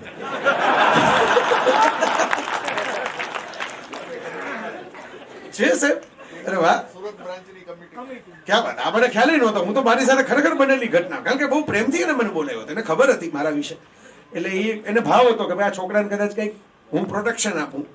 મને એને સલાહ આપી કે ભાઈ તમે એમ કે આ બધી માથાકૂટ કરવાને બદલે તમે રજા ઉપર ઉતરી જાઓ એમ. કેમ? એટલે મેં કીધું પણ મારે આ કંઈ કામ કરવું છે ને કોઈ કરવા નથી દેતું નથી, મારે કરવું નથી. પછી મેં કીધું સાહેબ મને શિક્ષણ બહુ ગમે છે, મને સિલેબસનો બંધન નથી ગમતા, મારે વર્ગ મોટો કરવો છે. આ વર્ગ છે ને આ સાંકડો થઈ ગયો છે અત્યારે સિલેબસમાં, એટલે મારે મોટો કરવો છે. મારો કહેવાનો મતલબ એ છે કે તમે એક તબક્કે, હા આવડત કેળવા વગર નહીં, હું વર્ગ મોટો કરવો છે એમ ઘણા મને રોજ પૂછવા આવે છે, બરાબર, કે કેમ એમ કે આ કેમ થવાય, બરાબર. એ કદાચ એકાદ ગાડી જોઈને કેમ વિચારતા હશે કે આ કેમ થવાય? ગાડી તો આપણે સારથી ફેરવે છે, આપણે ફેરવતા નથી, આપણે તો આવડતી નથી એટલી ઓટોમેટિક કાર. પણ હું આને બહુ નિખાલસ સાથે અમૃતા પ્રીતમ અને ઇન્દિરા ગાંધી, અમૃતા પ્રીતમે લખેલું છે સ્મરણ, અને આ છેલ્લી વાતથી આપણે સમાપન કરીએ. ઇન્દિરા ગાંધી અને અમૃતા પ્રીતમ બે સારી સંબંધ. દિલ્હીના એક સાહિત્યના સેમિનારમાં, ઇન્દિરાજી આમ સાહિત્યમાં બહુ જાય નહીં, પણ વળી પહોંચી ગયા હશે અમૃતા પ્રીતમને કારણે. અને એમાં કોઈક યુવાન બેન ઊભા થયા ને એને અમૃતા પ્રીતમને કીધું કે મારે તમારા જેવી કવિતા લખતા શીખવું છે. અમૃતા પ્રીતમ તો બહુ સૌમ્ય અને રુજુ અને પોએટિક જવાબ આપ્યો, પણ ઇન્દિરા ગાંધીથી રહેવાનું નહીં. તો જરાક આકડા હતા બોલવામાં, બધાને ખબર છે, ડિસિઝન લેવામાં ક્વિક હતા ને કોઈ બાકીને બોલવા દે એમ નહોતા એ જમાનામાં. એટલે ઇન્દિરા ગાંધીએ એમ કીધું કે अमृता किसी को पूछने के लिए नहीं गई कि कविता कैसे लिखी जाती है, इसलिए वो लिख सकती है, तुम नहीं लिख सकती. अमृता प्रीतमे લખ્યું છે. આ વાત બધા મિત્રો ખાસ યાદ રાખજો. 15 જગ્યાએ પૂછવા જશો ને કે આમ સફળ થવાય, આમ લેખક થવાય, આમ ઉદ્યોગપતિ થવાય, આમ બેંકના ડિરેક્ટર થવાય, તો જેટલા થયા છે નહીં આમ દરવાજા ખખડાવીને પૂછવા નહોતા ગયા, એ જિંદગીની પાઠશાળામાં ભણતા થઈ ગયા. આ જો કેળવશો ને સ્પિરિટ તો થઈ જશો મિત્રો, એ ગેરંટી માં, એ જવાબદારી માં. કેટલાય આપણે તો લોક સાહિત્યની કથાઓ જોશો તમને ખબર છે કેટલા સંતો, કેટલા હમણાં એક ડાયરાની સાયરામ ને રામકુભાઈ ખાચર ને બધાએ વાત કરી હતી. તો આપણી એવી કથાઓ છે આપણી પાસે, આપણી પોતાની શૂરવીરતાની, શૌર્યની, પેશનની. માણસ નીકળી જાય નહીં, હવે ફનાગીરીના રસ્તે હું નીકળી ગયો, હવે મને રોકવાનો આવતા. બસ એક પેશન રાખજો અને લર્નિંગ એટીટ્યુડ રાખજો મારા મિત્રો, તો ખભે કોથળો અને દેશ મોકળો. હવે તો પહેલા કરતા તક જાજી છે, પહેલા કરતા હેલ્પ જાજી છે, નોલેજની આખી પરબો છે.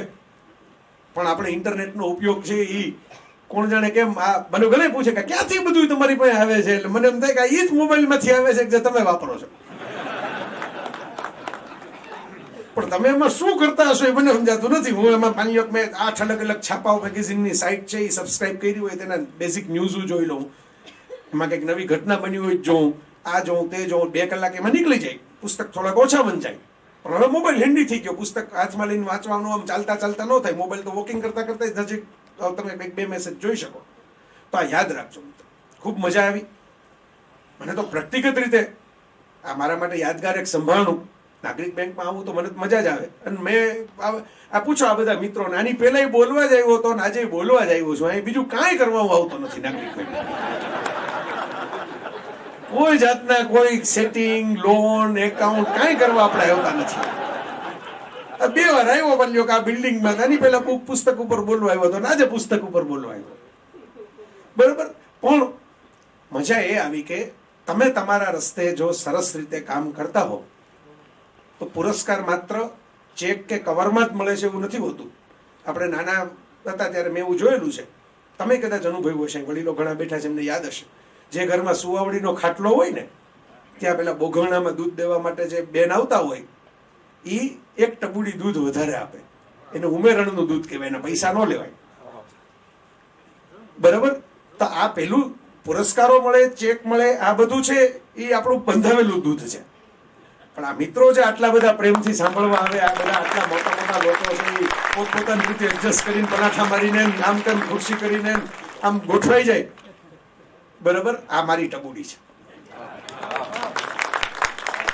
એ તો મારો સ્નેહ હું તમારી સાથે વ્યક્ત કરી શકું ને. અને ટબુડી તમે આપી તો હું એનો ઉપકાર તો માની શકું ને કે આ તમારી મને આપેલી ટબુડી છે. ધન્યવાદ. જય જય ગરવી ગુજરાત.